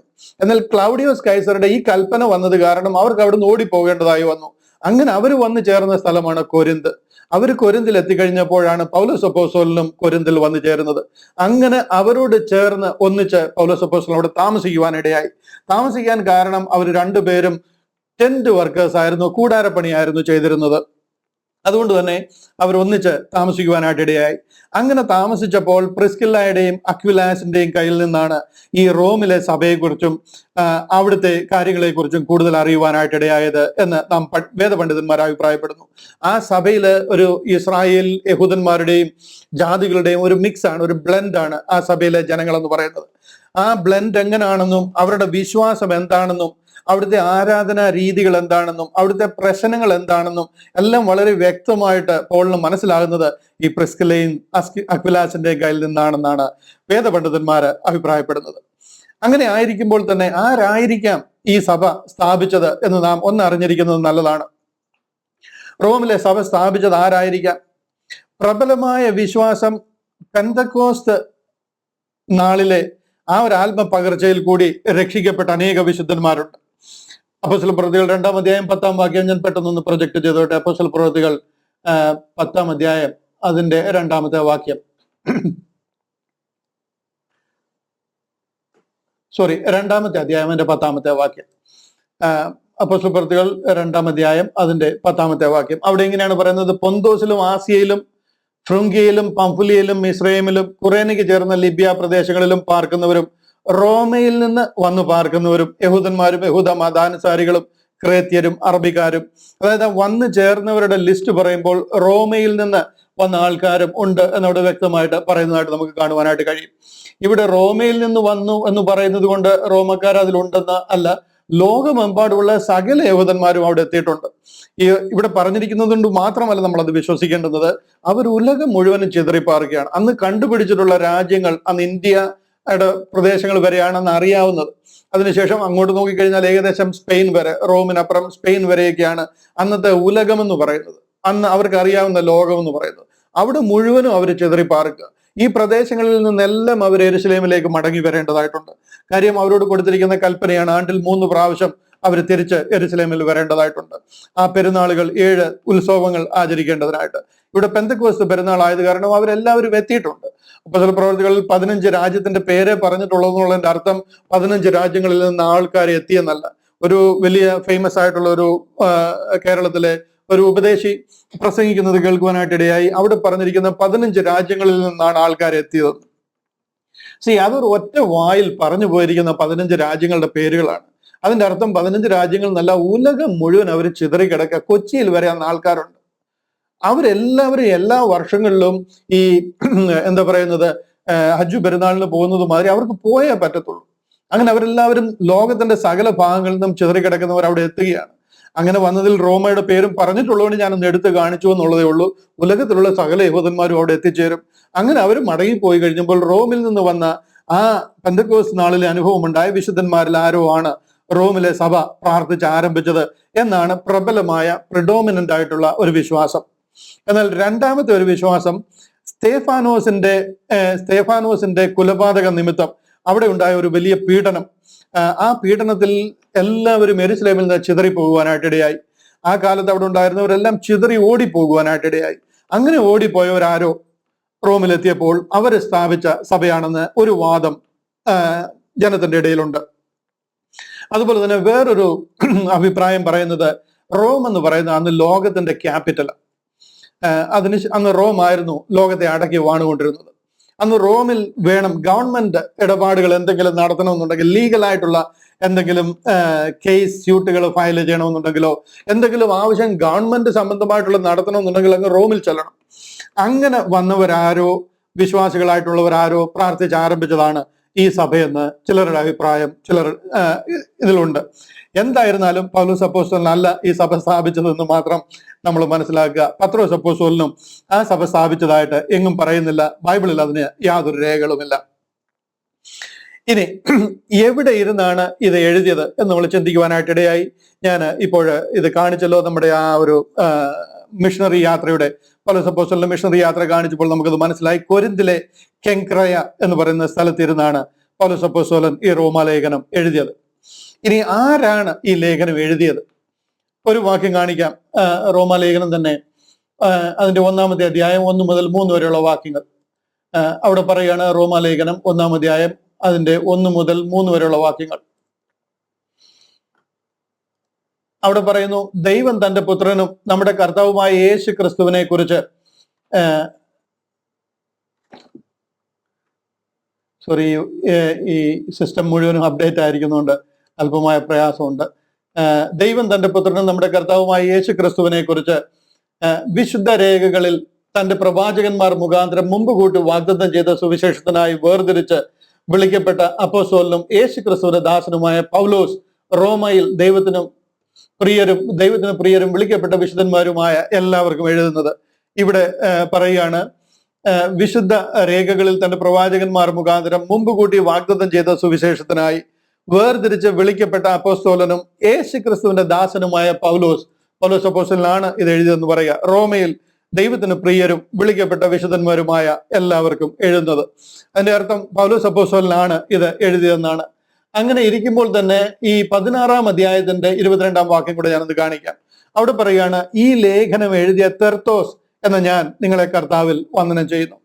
ചിലരൊക്കെ ആർഗ്യുമെന്റിന് വേണ്ടിയിട്ട് ഇങ്ങനെ ചോദിക്കാറുണ്ട്, പൗലോസ് അപ്പോസ്തലനാണ് ഈ ലേഖനം എഴുതിയതെന്ന് നിങ്ങൾ പറയുന്നു, എന്നാൽ ആ ലേഖനത്തിന്റെ തന്നെ 16-ാം അധ്യായം 22-ാം വാക്യത്തിൽ പറയുന്നു തെർത്തോസ് ആണ് ഈ ലേഖനം എഴുതിയതെന്ന്. ഈ ലേഖനം എഴുതിയ തെർത്തോസ് എന്ന് ഞാൻ നിങ്ങളെ കർത്താവിൽ വന്ദനം ചെയ്യുന്നു. ഇതിന്റെ അർത്ഥം തെർത്തോസ് ഈ ലേഖനം എഴുതിയെന്നല്ല. ഇതിന്റെ അർത്ഥം പൗലോസ് അപ്പോസ്തലൻ പറഞ്ഞു കൊടുത്തത് തെർത്തോസ് പകർത്തി എഴുതി എന്നുള്ളതാണ്. തെർത്തോസിന്റെ കൈപ്പടയിൽ താനാണ് ഈ ലേഖനം തന്റെ കൈപ്പടയിലാണ് എഴുതിയതെന്നാണ് തെർത്തോസ് അവിടെ പറയുന്നത്. എല്ലാം പൗലോസിന് ഇരുന്ന് എഴുതുവാൻ കഴിയാത്തതുകൊണ്ട് തനിക്ക് ദൈവം പരിശുദ്ധാത്മാവിനാൽ വെളിപ്പെടുത്തുന്നത് താൻ പറഞ്ഞു കൊടുക്കുകയും അത് തെർത്തോസ് പകർത്തി എഴുതുകയും ചെയ്തു എന്നുള്ളതാണ് ആ വാക്യത്തിൽ നമ്മൾ മനസ്സിലാക്കേണ്ടത്. ഇനി അടുത്തതായിട്ട് എങ്ങനെ ഈ ലേഖനം റോമിലെത്തി? പൗലോസ് അപ്പോസ്തലൻ കൊരിന്തിലെ കെങ്ക്രയായിൽ ഇരുന്നാണ്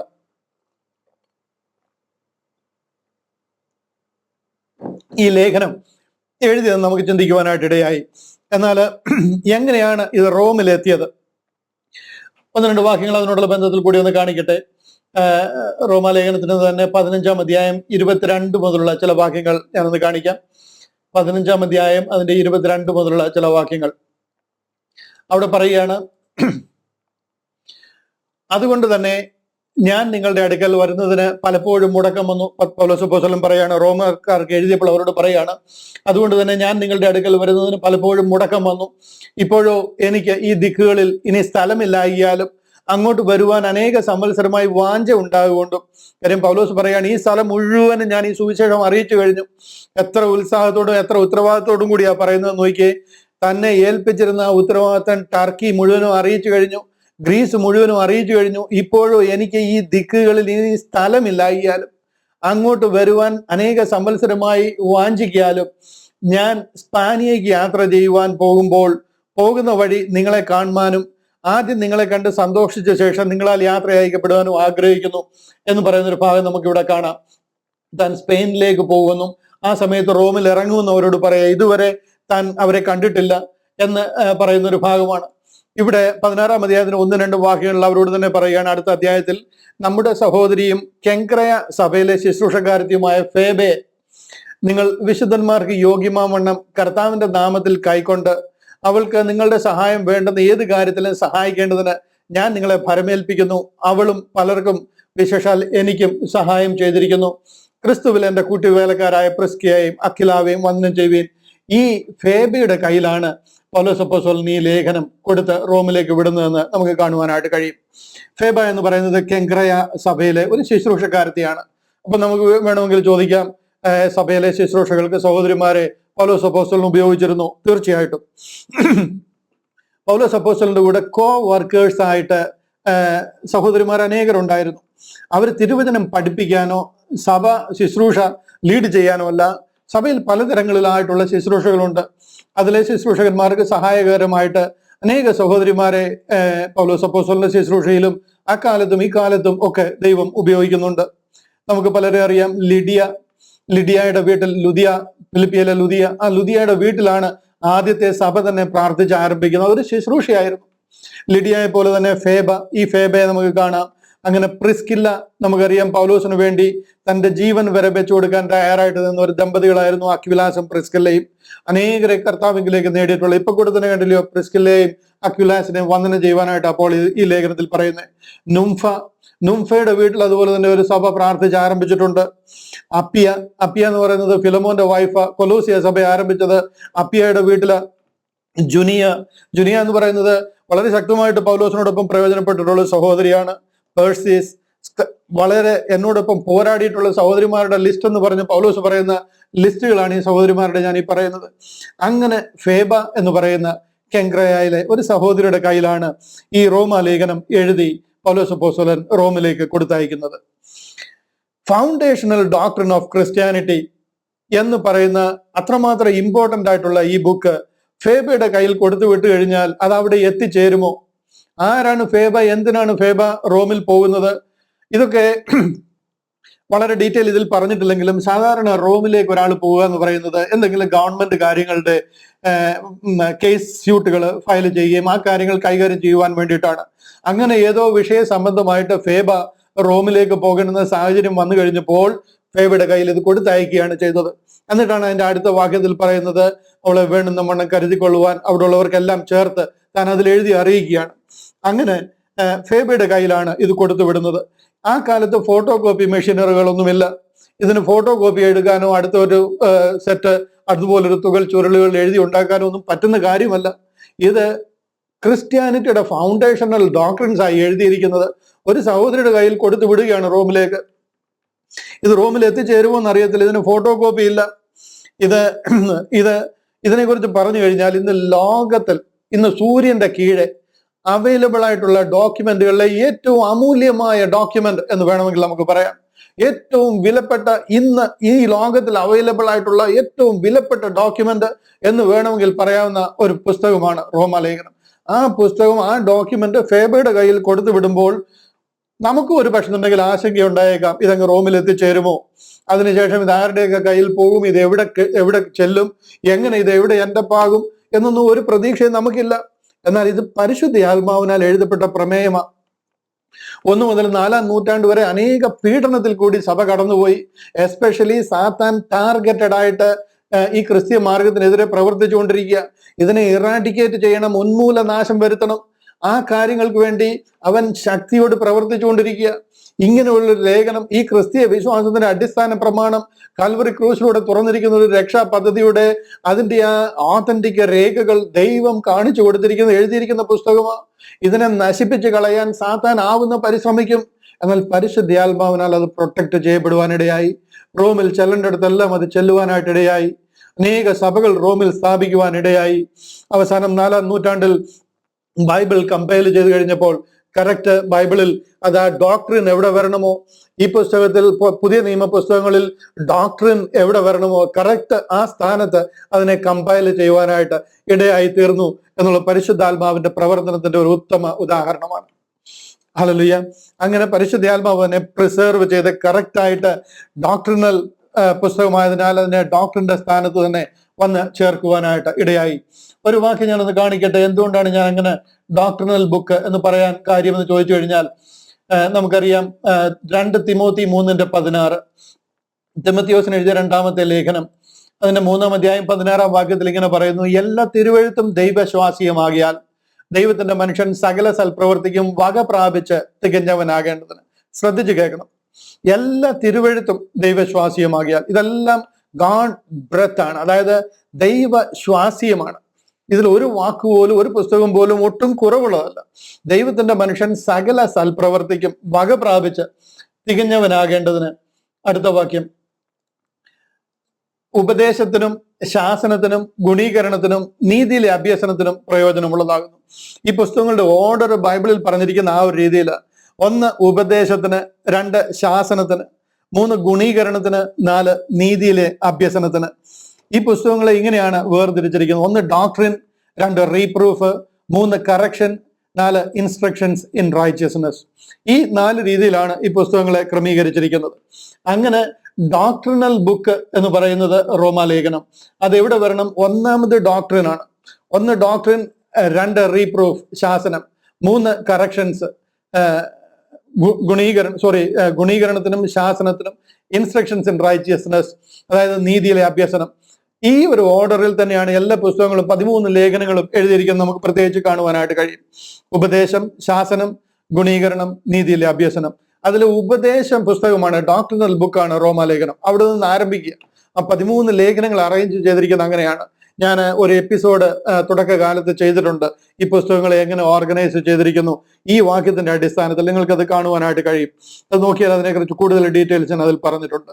ഇവിടെ റോമാലേഖനം ഡോക്ടറിനൽ ബുക്ക് ആയത് കാരണം ആ സ്ഥലത്ത് തന്നെ കറക്റ്റ് ആയിട്ട് അത് വന്നു ചേർന്നിരിക്കുകയാണ്. അത്രയും പറഞ്ഞ് ഞാൻ അവിടെ നിന്ന് വിടുകയാണ്, അധികം ഡീറ്റെയിലേക്ക് പോകുന്നില്ല. ഇതിലെ പ്രധാന പ്രതിപാദ്യ വിഷയം എന്ന് പറയുന്നത് ഫൗണ്ടേഷൻ ഓഫ് ക്രിസ്ത്യാനിറ്റിയാണ്. അതുകൊണ്ട് തന്നെ മറ്റേത് ബുക്കിനേക്കാളും ഒരു ക്രിസ്ത്യാനി ഈ വിഷയം പഠിച്ചിരിക്കണം. Foundation, the more concrete you have on the foundation, the more stronger your foundations will be. അതായത് എത്രമാത്രം കോൺക്രീറ്റും പാറയും ഒക്കെ ആ ഫൗണ്ടേഷനകത്തിൽ നമ്മൾ ഇടുന്നോ അത്രമാത്രം ആ ഫൗണ്ടേഷൻ ഉറപ്പുള്ളതായിരിക്കും. അതിന്റെ പുറത്തോട്ട് നമുക്ക് മേലെയോട്ട് നമുക്ക് പിന്നെ ബിൽഡ് ചെയ്യുവാനായിട്ട്, പണിയുവാനായിട്ട് കഴിയും. അതിന് ഏതെങ്കിലും നിസ്സാരമായ പ്ലാസ്റ്റിക്കുകൾ കൊണ്ടോ അല്ലെന്നുണ്ടെങ്കിൽ ഹോളോ ബ്രിക്സുകൾ കൊണ്ടോ ഒക്കെ ഫൗണ്ടേഷൻ ഉണ്ടാക്കി കഴിഞ്ഞിട്ടുണ്ടെങ്കിൽ മേലോട്ട് പണിയാൻ പറ്റത്തില്ല, അത് ഇടിഞ്ഞു പോകും. 4 കട്ട പണിത് കയറി കഴിയുമ്പോൾ തന്നെ ക്രാക്ക് വീഴാൻ തുടങ്ങും. വാർപ്പ് വരെ ചെന്ന് കഴിഞ്ഞാൽ വാർപ്പൊക്കെ പൊട്ടുന്നതായിട്ട് നമുക്ക് കാണാം. കാര്യം ഫൗണ്ടേഷൻ ഉറപ്പുള്ളതല്ല, അത് താണു പോകുന്നതുകൊണ്ട്. അതുകൊണ്ട് ഈ റോമ ലേഖനം എന്ന് പറയുന്നത് ക്രിസ്ത്യാനിറ്റിയുടെ ഫൗണ്ടേഷനാണ്. നമുക്ക് ചോദിക്കാം, അപ്പൊ എഫേസ്യ ലേഖനവും കൊലോസി ലേഖനവും ഒക്കെ വെളിപ്പാടുകൾ ലഭിച്ച പുസ്തകങ്ങളാണ്. ഓഫ് കോഴ്സ് അതെല്ലാം വളരെ വെളിപ്പാടുകളാൽ ലഭിച്ചിട്ടുള്ള മർമ്മങ്ങളാണ്. പക്ഷെ എന്നിരുന്നാലും ഇതിന്റെ അടുത്ത ലെവലാണ്, ഇതിന്റെയൊക്കെ ഹയർ തലങ്ങളാണ് അതിൽ പറഞ്ഞിരിക്കുന്നത്.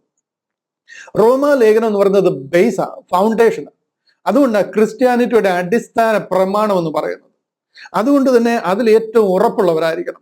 അതിൽ എത്രയും നമുക്ക് ഉറപ്പുണ്ടോ അത്രയും നമുക്ക് മേൽപോട്ട് പണിയുവാൻ പറ്റും. മറ്റു പുസ്തകങ്ങൾ വായിക്കുമ്പോൾ നമുക്കത് അത്രയും മനസ്സിലാക്കുവാനായിട്ട് കഴിയും. ഈ ബേസ് ഉറപ്പില്ല എന്നുണ്ടെങ്കിൽ മേലോട്ടുള്ള കൺസ്ട്രക്ഷൻ നടക്കത്തില്ല. ഇന്ന് അതാണ് ക്രിസ്ത്യാനിറ്റിക്ക് പറ്റിയിരിക്കുന്നത്. ഈ ബേസ് എന്ന് പറയുന്നൊരു സംഗതിയേ ഇല്ല. റോമാലേഖനം വായിക്കുന്നവരെ വളരെ ചുരുക്കമാണ്. ഇത് വായിച്ചു കഴിഞ്ഞാൽ ഒരു പിടി ഒരുത്തർക്കും കിട്ടാറുമില്ല. എവിടെയെങ്കിലുമൊക്കെ പിന്നെ ഇങ്ങനെ എടുത്തിട്ട് കുറച്ചു നേരം വായിച്ചിട്ട് വെക്കും എന്നുള്ളതല്ലാതെ അതിൽ എന്താ പറഞ്ഞിരിക്കുന്നത് മനസ്സിലാക്കിയിരിക്കുന്ന ദേവദാസന്മാർ വളരെ ചുരുക്കം.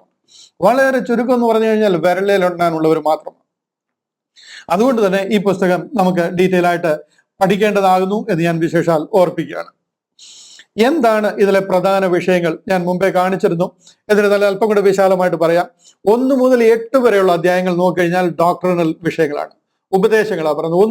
1 അധ്യായം മുതൽ 8 അധ്യായം വരെ നോക്കിക്കഴിഞ്ഞാൽ ഉപദേശപരമായ വിഷയങ്ങൾ, പാപം സംബന്ധിച്ചും അതുപോലെ തന്നെ സുവിശേഷം സംബന്ധിച്ചും നമുക്ക് എങ്ങനെ ഒരു ക്രിസ്തീയ ജയജീവിതം പരിശുദ്ധാത്മാവിനാൽ നയിക്കാൻ പറ്റും, ഈ വിഷയങ്ങളെ കുറിച്ചൊക്കെയുള്ള ഉപദേശമാണ് 1 മുതൽ 8 വരെയുള്ള വാക്യങ്ങളിൽ.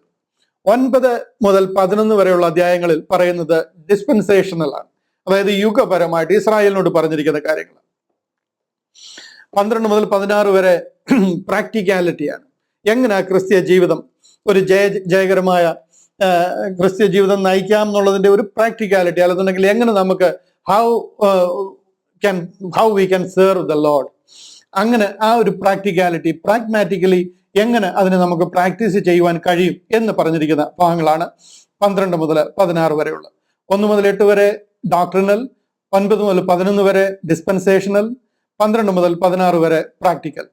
ഇനിയും ഒരു പിക്ചർ കൂടെ ഞാനൊന്ന് കാണിക്കാം, ഒരല്പം കൂടെ അതിനെ ഒന്ന് ഡീറ്റെയിൽ ആയിട്ട് മനസ്സിലാക്കി തരുവാനായിട്ട്.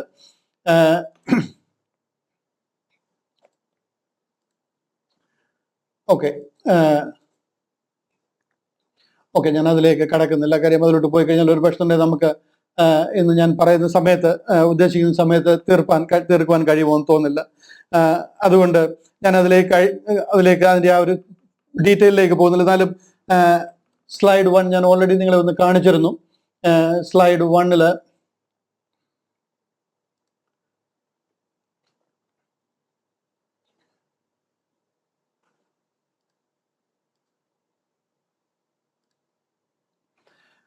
1 മുതൽ 3 വരെ ഞാൻ ജനറൽ ആയിട്ട് അങ്ങനെ പറഞ്ഞിരിക്കുന്നെങ്കിലും 3:21 വരെയാണ് പാപം എന്ന വിഷയത്തെ കുറിച്ച് പറഞ്ഞിരിക്കുന്നത്.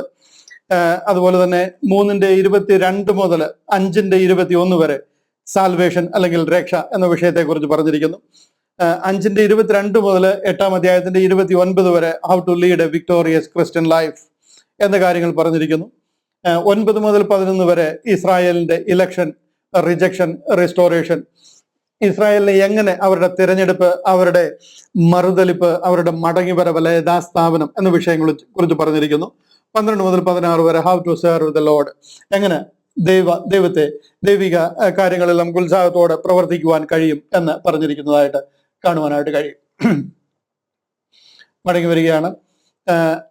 ഇവിടെ മത്തായി, മർക്കോസ്, ലൂക്കോസ്, യോഹന്നാൻ, നമ്മൾ ഈ റോമാലേഖനത്തിന്റെ പഠനം അടുത്ത ആഴ്ച മുതൽ 1-ാമത്തെ അധ്യായത്തിലേക്ക് കയറും.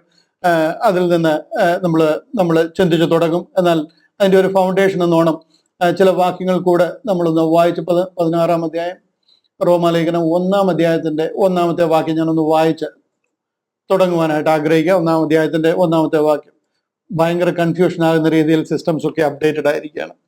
ദൈവം തന്റെ പുത്രനും നമ്മുടെ കർത്താവുമായ യേശു ക്രിസ്തുവിനെ കുറിച്ച് പറഞ്ഞിരിക്കുന്ന കാര്യങ്ങളാണ് ഈ റോമാലേഖനത്തിൽ പറയുന്നത്. 2-ാമത്തെ വാക്യത്തിൽ വിശുദ്ധ രേഖകളിൽ തന്റെ പ്രവാചകന്മാർ മുഖാന്തരം മുമ്പ് കൂട്ടി വാഗ്ദത്തം ചെയ്ത സുവിശേഷത്തിനായി ഇവിടൊക്കെ നിർത്തി ഈ കാര്യങ്ങൾ എക്സ്പ്ലെയിൻ ചെയ്യേണ്ടതാണ്. വേർതിരിച്ച് വിളിക്കപ്പെട്ട അപ്പോസ്തലനും യേശു ക്രിസ്തുവിന്റെ ദാസനുമായ പൗലോസ്, റോമയിൽ ദൈവത്തിന് പ്രിയരും വിളിക്കപ്പെട്ട വിശുദ്ധന്മാരുമായ എല്ലാവർക്കും എഴുതുന്നത്. ഇവിടെ പൗലോസ് അപ്പോസ്തലൻ റോമാലേഖനത്തെ കുറിച്ച് പറഞ്ഞു തുടങ്ങിയാണ്. ഈ വിഷയത്തിലേക്ക് കടക്കുകയാണ്. ഇവിടെ നമുക്ക് കാണാം മത്തായി, മർക്കോസ്, ലൂക്കോസ്, യോഹന്നാൻ എന്ന 4 പുസ്തകത്തിന് ശേഷം നമ്മൾ ഈ റോമാലേഖനത്തിലേക്ക് വരിക. അതിനിടയിൽ ഒരു ബ്രിഡ്ജ് മാതിരി നിൽക്കുന്ന പുസ്തകമാണ് അപ്പോസ്തല പ്രവർത്തികളുടെ പുസ്തകം. ആ ഒരു പുസ്തകം ഇല്ലായിരുന്നു എങ്കിൽ നമുക്ക് ആകെപ്പാടെ വണ്ടറായി പോയത്. ഇതുവരെ യെരുശലേമിലും ഇസ്രായേലിലും നടന്നിരുന്ന ഒരു കാര്യം സഡൻലി എങ്ങനെ റോമിലെത്തി, എങ്ങനെയാണ് ഈ വിഷയം റോമയിൽ ചെല്ലാൻ കാര്യം ജാതികളുടെ അടുക്കൽ പോകരുത്, അതുപോലെ തന്നെ മറ്റൊരു രാജ്യത്തും കടക്കരുതെന്ന് കർത്താവ് ശക്തമായിട്ട് പറഞ്ഞിരിക്കുക. ഇസ്രായേലിൽ നടക്കുന്ന കാര്യങ്ങളെ കുറിച്ച് മാത്രമാണ് പറയുന്നത്. ശമര്യരുടെ പട്ടണങ്ങളിൽ കടക്കരുത്, ആ ദേശങ്ങളിൽ എങ്ങും പോകരുത്, ജാതികളുടെ അടുക്കൽ പോകരുതെന്ന് പറഞ്ഞു നിർത്തിയിട്ട് അടുത്ത അധ്യായം റോമാലേഖനം വന്നു കഴിഞ്ഞാൽ ജാതികളുടെ സെന്റർ ആണത്. റോം എന്ന് പറയുന്നത് ജാതീയ രാജ്യങ്ങളുടെ ക്യാപിറ്റലാണ്. അവിടെ എങ്ങനെ എത്തി എന്ന് നമുക്ക് ആകപ്പാടെ കൺഫ്യൂഷൻ ഉണ്ടായിരുന്നേനെ. അതുകൊണ്ടാണ് അപ്പോസ്തല പ്രവർത്തികൾ ആ ഒരു ബ്രിഡ്ജായിട്ട് അതിനിടയിൽ നിൽക്കുന്നത്. അതിൽ കൂടി എങ്ങനെ ഈ കാര്യങ്ങൾ റോമിൽ എത്തി എന്ന് നമുക്ക് പഠിക്കുവാനായിട്ടിടയായി. അങ്ങനെ ആ കാര്യങ്ങൾ നമുക്ക് മനസ്സിലായി. ആ ഹിസ്റ്ററിയിൽ നിന്നും എങ്ങനെ കാര്യങ്ങൾ മിസ്റ്ററിയിലേക്ക് എത്തിച്ചേർന്നു എന്ന് നമുക്ക് കാണുവാനായിട്ടിടയായി. ഈ മത്തായി, മർക്കോസ്, ലൂക്കോസ്, യോഹന്നാനും അതിനു മുമ്പുള്ള മറ്റെല്ലാ പുസ്തകങ്ങളും ന്യായ പ്രമാണത്തെ കുറിച്ചാണ് പറയുന്നത്, ലോ. എന്നാൽ ഇവിടെ റോമാലേഖനം മുതലുള്ള പുസ്തകങ്ങൾ ഗ്രേസ് പറഞ്ഞു തുടങ്ങിയാണ്. ആ കൃപയിലേക്ക് എങ്ങനെ കാര്യങ്ങൾ വന്നു, പ്രമാണങ്ങളിൽ നിന്നും ന്യായപ്രമാണത്തിൽ നിന്നും ലോയിൽ നിന്ന് എങ്ങനെ കാര്യങ്ങൾ കൃപയിലേക്ക് എത്തിച്ചേർന്നു എന്ന് പറയുന്നു. യഹൂദനിൽ നിന്ന് എങ്ങനെ ജാതീയ രാജ്യങ്ങളിൽ സകല ജാതികൾക്കും രക്ഷാകരമായ ദൈവകൃപ ഉദിച്ചുവല്ലോ എന്ന് പറയുന്ന ഒരു പദ്ധതിയിലേക്ക് എങ്ങനെ എത്തിച്ചേർന്നു എന്ന് നമുക്ക് കാണുവാനായിട്ട് കഴിയും. ഇവിടെ ശരിക്കും പറഞ്ഞു കഴിഞ്ഞാൽ നടക്കുന്ന ഒരു വലിയ യുഗപ്പിറവിയ, ഒരു വലിയ യുഗം ആരംഭിക്കുക. ആ യുഗം എന്ന് പറയുന്നത് അതിനു മുമ്പ് വരെ ഉണ്ടായിരുന്ന യുഗങ്ങളെക്കാൾ വളരെ പ്രത്യേകതയുള്ള ഒരു യുഗമാണ്. എന്തുകൊണ്ടെന്ന് ചോദിച്ചു കഴിഞ്ഞാൽ ദൈവം ആദം മുതല് പൗലോസ് അപ്പോസ്തലൻ വരെ ആരൊക്കെ വന്നിട്ടുണ്ടോ, ഇൻക്ലൂഡിങ് കർത്താവായ യേശു ക്രിസ്തു, അഖിലാണ്ടത്തിന്റെ ഉടയവനായ ക്രിസ്തു വരെ ലോകത്തിൽ വന്നിട്ട് വെളിപ്പെടുത്തിയിട്ടില്ലാത്ത ഒരു പ്രസ്ഥാനം, ഒരു പുതിയ യുഗം, ഒരു dispensation, the dispensation of the grace of God എന്ന് പറയുന്ന ഒരു കാലഘട്ടം ആരംഭിക്കുക. നമുക്കപ്പൊ തോന്നും പഴയ നിയമങ്ങളിലപ്പോ കൃപ ഇല്ലായിരുന്നു എന്ന്. ഇതിനെയൊക്കെ വാക്കുകളുടെ ബേസിസിൽ ലിറ്ററൽ മീനിങ്ങിൽ അങ്ങ് എടുക്കരുത്. കൃപയില്ലാതെ ഒരു മനുഷ്യർക്കും ദൈവത്തോട് അടുക്കുവാൻ കഴിയത്തില്ല. ആദ്യം മുതലേ എല്ലാവർക്കും കൃപ ലഭിച്ചത് കൊണ്ടാണ് ദൈവത്തോട് അടുക്കുവാൻ കഴിഞ്ഞത്. എസ്പെഷ്യലി യഹൂദന്മാരുടെ കാര്യം പറഞ്ഞു കഴിഞ്ഞാൽ അവർക്ക് കൽപ്പനകളും പ്രമാണങ്ങളും കൊടുത്ത് കർത്താവ് കൈക്ക് പിടിച്ച് നടത്തിക്കൊണ്ടിരുന്ന ജനമാണ്. പകൽ മേഘസ്തംഭമായിട്ട്, രാത്രിയിൽ അഗ്നിസ്തംഭം, അവരുടെ മേലെ അങ്ങനെ അഗ്നി സ്തംഭമായിട്ട് നിൽക്കുക. അങ്ങനെ ദൈവം എൻ്റെ സ്വന്തം ജനം, എൻ്റെ ആദ്യജാതൻ എന്ന് പറഞ്ഞ് ദൈവം കൈക്ക് പിടിച്ച് നടത്തിക്കൊണ്ട് പോകുന്ന ജനമാണ്. അവരുടെ ഇടയിലും കൃപയുണ്ടായിരുന്നു. ഈ കൃപയില്ലാതെ ആർക്കും തന്നെ കർത്താവിന്റെ അടുക്കിലോട്ട് അടുക്കുവാനായിട്ട് കഴിയത്തില്ല, ദൈവത്തോട് അടുക്കുവാൻ കഴിയത്തില്ല. എന്നാൽ ആ കൃപ ഇരിക്കുമ്പോൾ തന്നെ അവരെല്ലാവരും പ്രമാണം അനുസരിക്കണം, കൽപ്പനകൾ അനുസരിക്കണം. പൗരോഹിത്യം, പതാരം, 10 കൽപ്പന, പരിച്ഛേദന എന്ന് വേണ്ട അവർക്ക് കൊടുത്തിരിക്കുന്ന എല്ലാ കൽപ്പനകളും അനുസരിക്കണം. അതിൽ ഒരു കൽപ്പനയിലെങ്കിലും വീഴ്ച വരുത്തി പോയിട്ടുണ്ടെന്നുണ്ടെങ്കിൽ അവൻ വീണുപോകും. യാഗം കഴിക്കണം, മൃഗങ്ങളെ യാഗം കഴിക്കണം. ഈ കൃപ ഇരിക്കുമ്പോൾ തന്നെയാണ് ഇതെല്ലാം. അവർക്കെല്ലാം കൃപ ലഭിച്ചു. നോഹയ്ക്ക് കൃപ ലഭിച്ചു, മോശയ്ക്ക് കൃപ ലഭിച്ചു, ഇസ്രായേൽ മക്കൾക്ക് കൃപ ലഭിച്ചു, യോഹന്നാൻ സ്നാപകൻ. കർത്താവ് ലോകത്തിൽ വരുമ്പോഴും കർത്താവിന്റെ കൃപയാലാണ് ഈ പന്തിരുവരെന്ന് പറയുന്ന മീൻപിടുത്തക്കാരായിരുന്നവരൊക്കെ ഈ എന്താ പറയുന്നത് ഗമാലിയേൽ ശാസ്ത്രിയേക്കാൾ, ആ ശാസ്ത്രിമാരിൽ പ്രധാനിയായിരുന്ന ഗമാലിയേൽ ശാസ്ത്രിക്ക് അറിയാത്ത കാര്യങ്ങൾ ഇവർക്ക് മനസ്സിലായി കിട്ടുന്നത് കർത്താവിന്റെ കൃപയാലാണ്. ആ കാലഘട്ടങ്ങളിലെല്ലാം കൃപയുണ്ടെന്നുള്ളത് വാസ്തവമാണെങ്കിലും കൃപായുഗം എന്ന് പറയുന്ന ഒരു കാലഘട്ടം ആരംഭിച്ചിട്ടില്ല. ഈ കൃപായുഗത്തിൽ ഇന്ന് രക്ഷ ഒരു പ്രവൃത്തിയിലുമല്ല, കൃപയാൽ വിശ്വാസം മൂലം നാം രക്ഷിക്കപ്പെടുന്ന ഒരു കാലഘട്ടമാണ്. അതിനെയാണ് കൃപായുഗം എന്ന് പറയുന്നത്. ഇവിടെ നാം എന്തെങ്കിലും ചെയ്ത് കാണിച്ചിട്ടോ നമ്മുടെ എന്തെങ്കിലും ക്രെഡിറ്റിൽ കൂടി നേടുന്ന ഒരു രക്ഷാ കാലഘട്ടമല്ല ഇത്. It is completely shear grace of God ആണ്. കർത്താവിന്റെ കൃപയാൽ നാം ഓരോരുത്തരും രക്ഷിക്കപ്പെടുന്ന കാലമാണ്. ഇവിടെ മത്തായി, മർക്കോസ്, ലൂക്കോസ്, യോഹന്നാനിലൊക്കെ ദൈവം പറയുന്നത് ന്യായപ്രമാണം അനുസരിക്കാണ്. രക്ഷിക്കപ്പെടുവാൻ ഞാൻ എന്ത് ചെയ്യണം, ജീവനിൽ കടക്കാൻ ഞാൻ എന്ത് ചെയ്യണമെന്ന് ചോദിക്കുമ്പോൾ മോശയുടെ ന്യായപ്രമാണം അനുസരിക്കാൻ. നിങ്ങൾ അതിലെ വള്ളി പുള്ളി മാറിപ്പോകാതെ അത് ഫോളോ ചെയ്യാനാ പറയുന്നത്. എന്നാൽ അതിൽ നിന്ന് കംപ്ലീറ്റ് കൃപയിലേക്ക് വരിക. റോമാലേഖനം 6-ാം അധ്യായം അതിന്റെ 14-ാം വാക്യം നോക്കിക്കഴിഞ്ഞാൽ നമുക്ക് കാണുവാനായിട്ട് കഴിയും. അവിടെ പറയുന്നത്, you are not under the law but under the grace. നിങ്ങൾ നിങ്ങൾ പ്രമാണത്തിനല്ല, ന്യായപ്രമാണത്തിനല്ല, കൃപയ്ക്കത്രേ നിങ്ങൾ അധീനരായിരിക്കുന്നത്. എഫെസ്യ ലേഖനം 2:8-9 പറയുകയാണ്, കൃപയാലല്ലോ വിശ്വാസം മൂലം നിങ്ങൾ രക്ഷിക്കപ്പെട്ടിരിക്കുന്നത്. ഹല്ലേലൂയ. ഇവിടെ ഒരു വലിയ യുഗം പിറക്കുക. അന്ന് വരെ സ്വർഗത്തിൽ മർമ്മമായിരുന്ന ഒരു സ്വർഗീയ പദ്ധതി ദൈവം പൗലോസ് അപ്പോസ്തലനിലൂടെ റിവീൽഡ് ആക്കുക. Dispensation of the grace of God എന്ന് പറയുന്ന ഒരു കൃപായുഗ കാലഘട്ടം ആരംഭിക്കുക. അതിനെ ആ രീതിയിൽ മനസ്സിലാക്കിയില്ലെങ്കിൽ നമ്മളെ കർത്താവിന്റെ ഹിസ്റ്ററിയും അതിനു മുമ്പ് ഇവിടെ ലോകത്തിൽ നടന്ന ഹിസ്റ്ററിയും ഒക്കെ പറഞ്ഞും പാടിയും അതിലങ്ങനെ സന്തോഷിച്ചിരിക്കും. കർത്താവിന്റെ വരവിൽ നാം കൈവിടപ്പെട്ടു പോകും.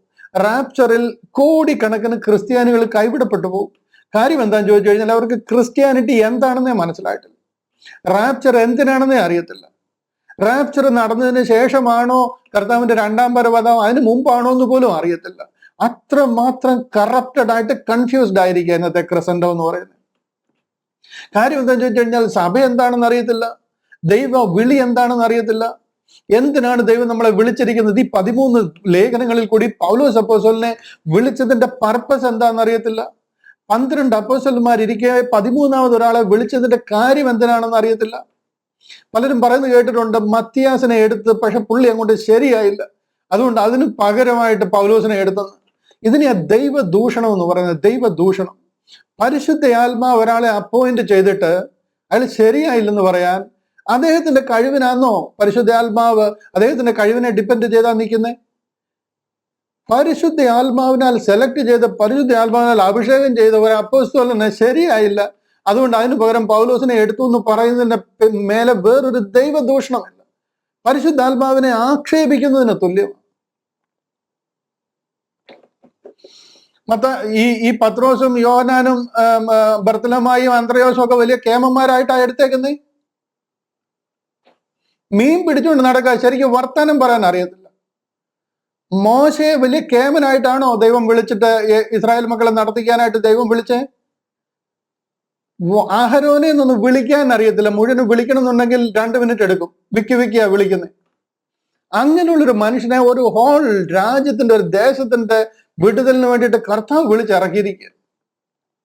അവിടെ 12 ശിഷ്യന്മാരിൽ 12ാമത് ഒരാൾ റീഫില്ല് ചെയ്ത് കഴിഞ്ഞപ്പോൾ ആള് ശരിയായില്ല, അതുകൊണ്ട് പുള്ളി കൊണ്ടൊരു സുമാറായില്ല, അതുകൊണ്ട് പൗലോസിനെ എടുത്തെന്നാ പറയുന്നത്. ഒരു കൂസലും ഇല്ലാതാ പറയുന്നത്. പൗലോസ് അപ്പോസ്തലനെ വിളിച്ചതിന്റെ പർപ്പസ് വേറെയാണ്. ഇത് കൃപായുഗമാണ്. ഇവരാരും പറഞ്ഞ കാര്യമല്ല പോള് പറഞ്ഞത്. ജാതികളുടെ അപ്പോസ്തലനായിട്ട്, for I am the apostle of the Gentiles, ജാതികളുടെ അപ്പോസ്തലനായിട്ട് ഉലകത്തിലുള്ള സകല മനുഷ്യർക്കും രക്ഷാകരമായ ദൈവകൃപ ഉദിച്ചുവല്ലോ എന്നുള്ള ഒരു സ്വർഗീയ പദ്ധതിയുടെ കവാടം തുറക്കുകയാണ്. ദൈവത്തിന്റെ കരുണ തോന്നിയിട്ട് ഒരു പ്രത്യേക കാലഘട്ടം ആരംഭിക്കുക. സകല മനുഷ്യരും രക്ഷിക്കപ്പെടുവാൻ ദൈവം അതിനു വേണ്ടിയിട്ട് കാൽവറിയിൽ യാഗമായിരിക്കുക. അതിലെ വിശ്വാസത്താൽ എല്ലാവരും രക്ഷിക്കപ്പെടുന്ന ഒരു കാലഘട്ടം ആരംഭിച്ചിരിക്കുക. അതിനെ മനസ്സിലാകാതെ ക്രിസ്ത്യാനി കംപ്ലീറ്റ് എന്താ പറയുന്നത്, റൂട്ട് മാറിപ്പോയിരിക്കുക.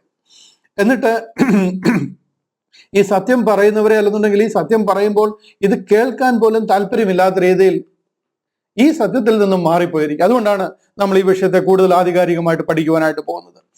അതുപോലെ തന്നെ ഈ ലേഖനത്തിലാണ് ശരിക്കും ദൈവശാസ്ത്രത്തിലെ സുപ്രധാന വിഷയങ്ങൾ നാം പഠിക്കാൻ പോകുന്ന സുപ്രധാന വിഷയങ്ങളാണ് ചിലത്. എലക്ഷൻ, അതുപോലെ തന്നെ pre destination, sanctification, justification, glorification, identification വിത്ത് ക്രൈസ്റ്റ്. ഈ കാര്യങ്ങളൊക്കെ നമ്മൾ ഈ പുസ്തകത്തിലാണ് പഠിക്കുന്നത്. അതായത് തിരഞ്ഞെടുപ്പ്, മുൻ നിയമനം, വിശുദ്ധീകരണം, നീതീകരണം, മഹത്വീകരണം, കർത്താവിനോട് അനുരൂപരാകുക, പുത്രത്വം പ്രാപിക്കുക, ഈ വിഷയങ്ങളൊക്കെ പറഞ്ഞിരിക്കുന്നത് ഈ റോമാലേഖനത്തിൽ. അതിനെയൊക്കെ നമ്മൾ വരും ദിവസങ്ങൾ ആധികാരികമായിട്ട് പഠിക്കാൻ പോവുകയാണ്. ഇന്ന് ക്രിസ്തീയ ലോകത്തിലെ അനൈക്യത്തിന്, ഡിവിഷനുകളുടെ പ്രധാന കാരണം പൗലോസിന്റെ അപ്പോസ്തലത്വത്തിലുള്ള ആ വിശ്വാസമില്ലായ്മയും പൗലോസ് ഒരു അപ്പോസ്തലനാണെന്ന് വിശ്വസിക്കുവാനുള്ള ആ ഒരു താല്പര്യക്കുറവുമാണ്. ദൈവം അപ്പോയിന്റ് ചെയ്തിരിക്കുന്ന അപ്പോസ്തലന കർത്താവ് യേശു ക്രിസ്തു സ്വർഗത്തിൽ നിന്ന് ഡയറക്റ്റ് ഇറങ്ങി വന്ന് തന്റെ മുമ്പിൽ പ്രത്യക്ഷനായി തന്നെ അപ്പോയിന്റ് ചെയ്തിരിക്കുന്ന ഒരു അപ്പോസ്തലന. ഒരു വാക്യം ഞാൻ ആ വിഷയത്തിനോടുള്ള ബന്ധത്തിലൊന്നും കാണിക്കാതിരിക്കുവാനായിട്ട് കഴിയുന്നില്ല. അപ്പോസ്തല പ്രവർത്തികൾ 26-ാം അധ്യായം അതിന്റെ 16-ാം വാക്യം. അപ്പോസ്തല പ്രവർത്തികൾ 26-ാമത്തെ അധ്യായം അതിന്റെ 16-ാം വാക്യം. അവിടെ പറയുകയാണ്, എങ്കിലും എഴുന്നേറ്റ് നിവർന്ന് നിൽക്കുക. കർത്താവ് പ്രത്യക്ഷനായിട്ട് പറയുക, നീ എന്നെ കണ്ടതിനും ഇനി ഞാൻ നിനക്ക് പ്രത്യക്ഷനാവാനിരിക്കുന്നതിനും നിന്നെ ശുശ്രൂഷകനും സാക്ഷിയുമായി നിയമിപ്പാൻ ഞാൻ നിനക്ക് പ്രത്യക്ഷനായി. യേശു ക്രിസ്തു പ്രത്യക്ഷനായിരിക്കുക. മരണ പുനരുദ്ധാനത്തിന് ശേഷം കർത്താവ് തനിക്ക് പ്രത്യക്ഷനായിട്ട് തന്നെ ഏൽപ്പിച്ചിരിക്കുന്ന ഒരു ശുശ്രൂഷയെ കുറിച്ചാണ് ഇവിടെ ഈ പറയുന്നത്. അതുപോലെ തന്നെ അപ്പോസ്തല പ്രവൃത്തികൾ 20-ാം അധ്യായം അതിന്റെ 24-ാം വാക്യം പൗൽ പറയുന്നുണ്ടല്ലയോ, എങ്കിലും ഞാൻ എൻ്റെ പ്രാണനെ വിലയേറിയതായി എണ്ണുന്നില്ല, എൻ്റെ ഓട്ടവും ദൈവകൃപയുടെ സുവിശേഷത്തിന് സാക്ഷ്യം പറയേണ്ടതിന്. എന്തിന്? ദൈവകൃപയുടെ സുവിശേഷത്തിന് സാക്ഷ്യം പറയേണ്ടതിന് കർത്താവായ യേശു തന്ന, ആര് തന്ന? കർത്താവായ യേശു തന്ന ശുശ്രൂഷയും തികയ്ക്കണം എന്ന് എനിക്കുള്ളൂ. ഇതിനു വേണ്ടിയിട്ട് വിളിച്ച് വേർതിരിച്ചിരിക്കുന്ന ഒരു അപ്പോസ്തലനായ പൗലോസ്. എന്നാൽ തന്നെ ഏൽപ്പിച്ചിരിക്കുന്ന ശുശ്രൂഷ എന്താണെന്ന് ഇന്ന് ക്രിസ്ത്യാനിക്ക് അംഗീകരിക്കാൻ കഴിയുന്നില്ല. അതിന്റെ ഒരു ആവശ്യമില്ല എന്നാ പറയുന്നത്. പോളിനെ ഈ പുസ്തകത്തിൽ നിന്ന് നീക്കുവാൻ കഴിയുമെന്നുണ്ടെങ്കിൽ അവരെല്ലാവരും വളരെ ഹാപ്പിയാണ്. കാര്യം ഇത് അവർ പറയുന്ന ആ ഹിസ്റ്ററിയും ഈ മിസ്റ്ററിയുമായിട്ട് ചേർന്ന് പോകുന്നില്ല. ഒത്തിരി കോൺട്രാഡിക്ഷൻസ്, ഹൺഡ്രഡ്സ് ഓഫ് കോൺട്രാഡിക്ഷൻസ്. എന്തുകൊണ്ട് അത് വരുന്നത്? പോള് വന്നിരിക്കുന്നു. ഇത് പോള് തെറ്റായിട്ടല്ല, ഈ ഒരു പ്രത്യേക കാലഘട്ടത്തിലേക്ക് അത് കൊടുത്തിരിക്കുന്നത് കൊണ്ട്. വരുന്ന ദിവസങ്ങളിലെ പഠനത്തിൽ കൂടി നമുക്കത് ദൈവം കൂടുതൽ മനസ്സിലാക്കി തരുവാൻ ഇടയാകട്ടെ എന്ന് ഞാൻ പ്രാർത്ഥിക്കുന്നു. ഇതിനോടുള്ള ബന്ധത്തിൽ ഒരു സ്കെച്ച് മാത്രം പെട്ടെന്ന് കാണിച്ച് ഞാൻ പ്രാർത്ഥിക്കാനായിട്ട് പോവുകയാണ്. ഇതിലിങ്ങനെയാണ് പറയുന്നത്. കഴിഞ്ഞ ദിവസങ്ങളിൽ ഒരു ചിലർ ഇതിനെക്കുറിച്ച് സംസാരിക്കുന്നത് കേൾക്കുവാനായിട്ടിടയായി. ഞാൻ യൂട്യൂബിൽ എൻ്റെ ശ്രദ്ധയിൽ വരുവാനായിട്ടിടയായി. ഞാൻ ഈ വാക്യം കൂടെ ഒന്ന് പ്രൊജക്ട് ചെയ്തിട്ട്, അതായത് ചിലർ പറയുന്നത്, ഒരു സുവിശേഷകൻ പറയുന്നത് കേൾക്കുവാനായിട്ടിടയായി. ഗേറ്റ് മിനിസ്ട്രീസ് യഹൂദനെയും ജാതികളെയും തമ്മിൽ വേർതിരിക്കുകയാണ്. ദൈവം വേർപാടിനെ നടിച്ചവർ ഇടിച്ചു കളഞ്ഞ് അവരെ ഒന്നാക്കി. ഇന്ന് ഇവര് അതിനെ വീണ്ടും വേർതിരിക്കുക, യഹൂദൻ വേറെ ജാതികൾ വേറെ എന്ന് അവർ പഠിപ്പിക്കുന്നു എന്ന് നമ്മളെക്കുറിച്ച് ഒരു ആക്ഷേപം പറയുന്നതായിട്ട് കേൾക്കുവാനായിട്ടിടയായി. നിങ്ങൾക്ക് ആർക്കെങ്കിലും അങ്ങനെ തോന്നുന്നുണ്ടോ? കഴിഞ്ഞ ഇത്രയും നാൾ 115-ാമത്തെ ക്ലാസ്സിലാണ് നമ്മളായിരിക്കുന്നത്. ഒരു ക്ലാസ്സിലെങ്കിലും നിങ്ങൾക്ക് പറയുന്നത് കേട്ടിട്ടുണ്ടോ, ഈ കാലഘട്ടത്തിലെ കൃപയിലെ സുവിശേഷത്തിൽ യഹൂദനും ജാതികളും രണ്ടാണെന്ന് നമ്മൾ പഠിപ്പിക്കാറുണ്ടോ? ഇല്ല. ഒരുത്തർക്ക് പോലും ഒരു സാമാന്യ വിദ്യാഭ്യാസമുള്ള ഒരു മനുഷ്യർക്ക് പോലും അത് തോന്നിയിട്ടില്ല. എന്നാൽ ഈ തിയോളജിയിൽ ഡിഗ്രിയും ബിരുദാനന്ദ ബിരുദവും ഒക്കെ ഉള്ള ആൾക്കാർക്കാണ് നമ്മളെക്കുറിച്ച് ഇങ്ങനെയുള്ള ആക്ഷേപങ്ങൾ പറയുവാനായിട്ട് കഴിയുന്നത്. ഈ കാലഘട്ടം എന്ന് പറയുന്നത് ഇതിൽ യഹൂദനൊന്നുമില്ല, യവനനൊന്നുമില്ല, ജാതികളൊന്നുമില്ല, സകല മനുഷ്യർക്കും രക്ഷാകരമായ ദൈവകൃപ ഉദിച്ചുവല്ലോ എന്ന് പറയുന്ന ഒരു ബ്രാക്കറ്റ് പീരീഡായത്. ഇവിടെ ഒരു മനുഷ്യന് ഒരു പ്രത്യേകതയുമില്ല, ഒരു മനുഷ്യന്റെ ഒരു പ്രത്യേകതയ്ക്ക് ഒരു പ്രാധാന്യവും ഇല്ല. ഇവിടെ ഞങ്ങള് യഹൂദനെയും ജാതികളെ ഒന്നും വേർതിരിച്ച് കാണിക്കുകയല്ല. പക്ഷെങ്കിൽ ഈ കാലഘട്ടം ആരംഭിക്കുന്നതിന് മുമ്പൊരു കാലഘട്ടം ഉണ്ടായിരുന്നു. ആ കാലഘട്ടത്തിൽ ജാതികൾ അതിലില്ലായിരുന്നു എന്നൊരു സത്യം നിങ്ങൾ വിസ്മരിച്ചിരിക്കുക. അതാണ് മനസ്സിലാക്കേണ്ടത്. അതിനാണ് ഞാൻ ഈ സ്കെച്ച് കാണിക്കുന്നത്. ഈ സ്കെച്ചിൽ ഇവിടെ ഒന്ന് ശ്രദ്ധിക്കുക, ഈ സ്കെച്ച് ഒന്ന് കാണുക. ഇവിടെ കണ്ടില്ലേ, ഇത് കർത്താവിന്റെ കാൽവറി യാഗമാണ്. ഇത് അതിന് മുമ്പുണ്ടായിരുന്ന ന്യായപ്രമാണ യുഗമാണ്. ഈ ബ്ലൂ ലെറ്ററിൽ കാണുന്ന ന്യായപ്രമാണ യുഗമാണ്. ഈ ന്യായപ്രമാണ യുഗം നിങ്ങൾ ഇവിടെ ഒന്ന് മനസ്സിലാക്കണം, അത് ക്രൂശിന്റെ ചുവട്ടിൽ വെച്ച് തീർന്നു പോയില്ല. ആ ക്രൂശ് കഴിഞ്ഞിട്ടും അത് ക്യാരി ഓവർ ആയിരിക്കാണ്. പെന്തക്കോസ്റ്റൽ പീരീഡൊക്കെ അവിടെ നടക്കുന്നത്.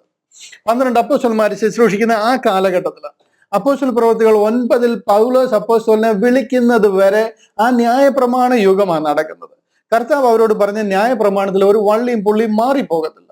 ഈ ന്യായപ്രമാണത്തിൽ പറഞ്ഞിരിക്കുന്ന എല്ലാ കാര്യങ്ങളും അവർ ഇവിടെയും ഫോളോ ചെയ്തുകൊണ്ടിരിക്കുന്നത്. ഞാൻ അടുത്ത ദിവസങ്ങളിൽ നമ്മുടെ സ്നാനത്തെക്കുറിച്ചുള്ള മഹാ കൺഫ്യൂഷൻ ജനങ്ങളുടെ ഇടയിൽ വീണ്ടും ഉണ്ടായിട്ടുണ്ട്. അതൊന്ന് ക്ലാരിഫൈ ചെയ്യാനായിട്ട് ചില വീഡിയോകൾ ചെയ്യുന്നുണ്ട്. ഞാനൊന്ന് പടം സ്കെച്ച് വരച്ചിട്ട് കാര്യങ്ങൾ വീണ്ടും എക്സ്പ്ലെയിൻ ചെയ്യാം. എന്നാലും ഈ സ്കെച്ച് കുറെ ക്ലിയർ ആണെന്ന് ഞാൻ വിശ്വസിക്കുന്നു. കാൽവറി ക്രൂസിന്റെ ചുവട്ടിൽ ഒരു ന്യായപ്രമാണവും അവസാനിച്ചിട്ടില്ല. അതിന്റെ 2-ാമത്തെ അധ്യായം 3-ാമത്തെ അധ്യായത്തിലും പത്രോസും യോഹന്നാനും കൂടെ യെരുശലേം ദേവാലയത്തിൽ യാഗപ്രാർത്ഥനയ്ക്ക് പോകുമ്പോഴാണ് ആ മുടന്തനെ സുന്ദരമെന്ന ഗോപുരവാതിക്കൽ വെച്ച് സൗഖ്യമാക്കുന്നത്. 8-ാം അധ്യായം വരെ നിങ്ങൾ നോക്കിക്കഴിഞ്ഞാൽ അവർ ആലയത്തിലും അവിടുത്തെ പ്രാർത്ഥനയിലും അവിടുത്തെ ആ ഒരു വിശ്വാസവും ന്യായപ്രമാണവുമാണ് അവർ ഫോളോ ചെയ്യുന്നതെന്ന് കാണുവാനായിട്ട് കഴിയും. ഇവിടെ ഒരു പുതിയ പ്രസ്ഥാനവും ആരംഭിച്ചിട്ടില്ല. ഈ പഴയ നിയമത്തിൽ നിങ്ങൾ എന്നോട് പറയണ എത്ര ജാതികൾ ഉണ്ടായിരുന്നു, നിങ്ങളുടെ എത്ര അപ്പച്ചന്മാരായിരുന്നു ഈ കാലഘട്ടത്തിൽ ഈ വിശ്വാസത്തിൽ ഉണ്ടായിരുന്നെന്ന് എന്നോടൊന്ന് പറഞ്ഞു തരണം. ഞാനിവിടെ എഴുതിയിട്ടുണ്ട്, how many Gentiles were in Old Testament. ഈ ഓൾഡ് ടെസ്റ്റമെന്റിൽ ഈ വിശ്വാസത്തിൽ എത്ര ജാതികൾ ഉണ്ടായിരുന്നു? ഏതെങ്കിലും ചരിത്ര രേഖകൾ നിങ്ങൾക്കുണ്ടോ? ഇന്ത്യയിലുള്ള ഒരു മനുഷ്യരെങ്കിലും ഈ ന്യായപ്രമാണത്തിലെ വിശ്വാസത്തിൽ ഉണ്ടായിരുന്നതായിട്ട് നിങ്ങൾക്ക് അറിയാം? Indus valley civilization B C 2000-3000 കൊണ്ടായിരുന്ന സിവിലൈസേഷനാ സിൻഡസ് വാലി സിവിലൈസേഷൻ. സിന്ധു നദീതട പരിഷ്കാരം ഒക്കെ അന്ന് മുതൽ ഇന്ത്യയിൽ ആൾക്കാരുണ്ട്. ഒരു 5000 വർഷം പുറമോട്ട് നമുക്ക് ഇന്ത്യയിൽ ആൾക്കാരുണ്ട്.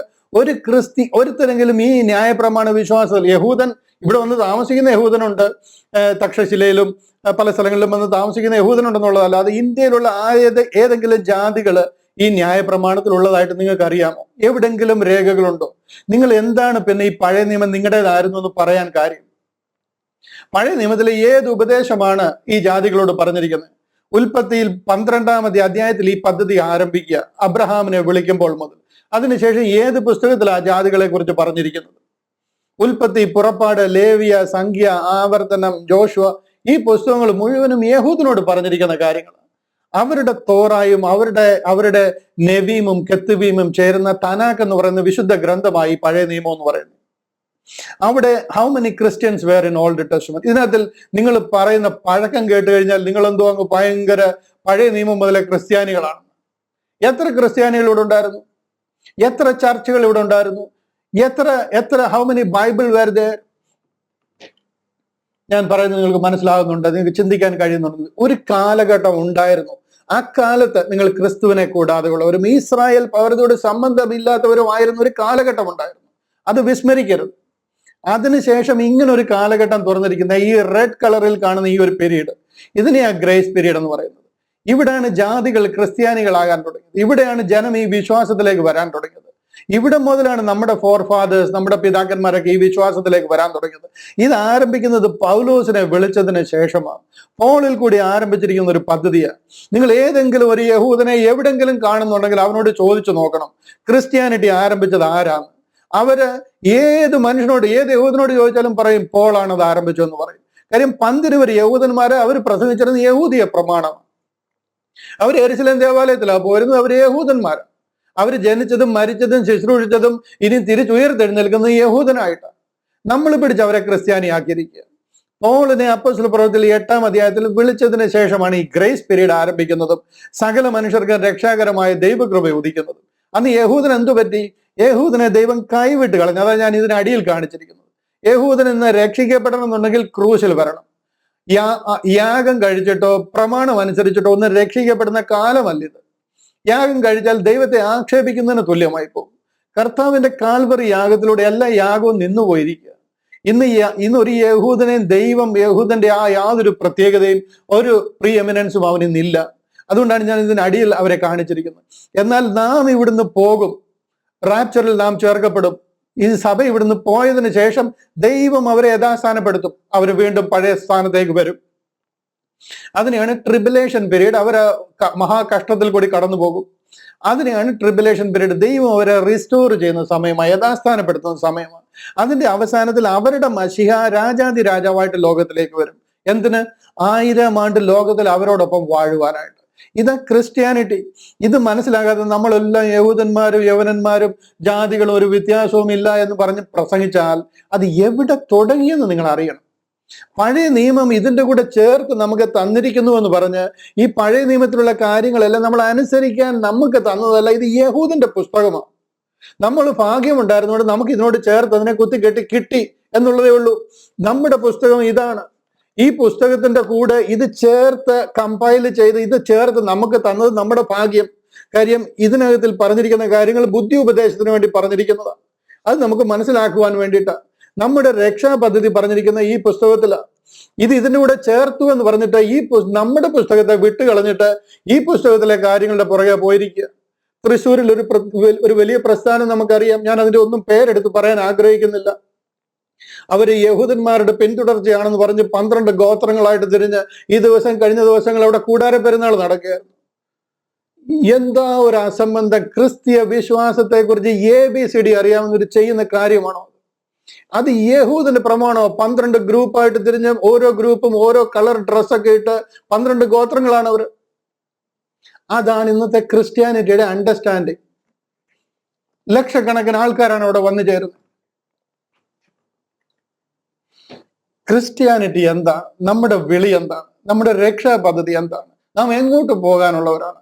99% ക്രിസ്ത്യാനിക്ക് അറിയാൻ വയ്യാതെ നിത്യ നരകാഗ്നിയിലേക്ക് പോകാൻ റെഡി ആയിട്ടിരിക്കുക. ഇന്ന് മരണപ്പെട്ടു പോയിട്ടുണ്ടെങ്കിൽ അടുത്ത സെക്കൻഡിൽ ആ യാതനാ സ്ഥലത്തേക്കാ പോകുന്നത്. അത് കഴിഞ്ഞു കഴിഞ്ഞാൽ നേരെ നിത്യ നരകാഗ്നിയിലേക്കാ പോകുന്നത്. മരിച്ചു കഴിഞ്ഞിട്ട് 4 പേര് കൂടിയിരുന്ന് പ്രാർത്ഥിച്ച് സ്വർഗത്തിലേക്ക് കയറ്റിവിടുമെന്ന് ആരും പ്രതീക്ഷിക്കുന്നു. ഹല്ലേലൂയ.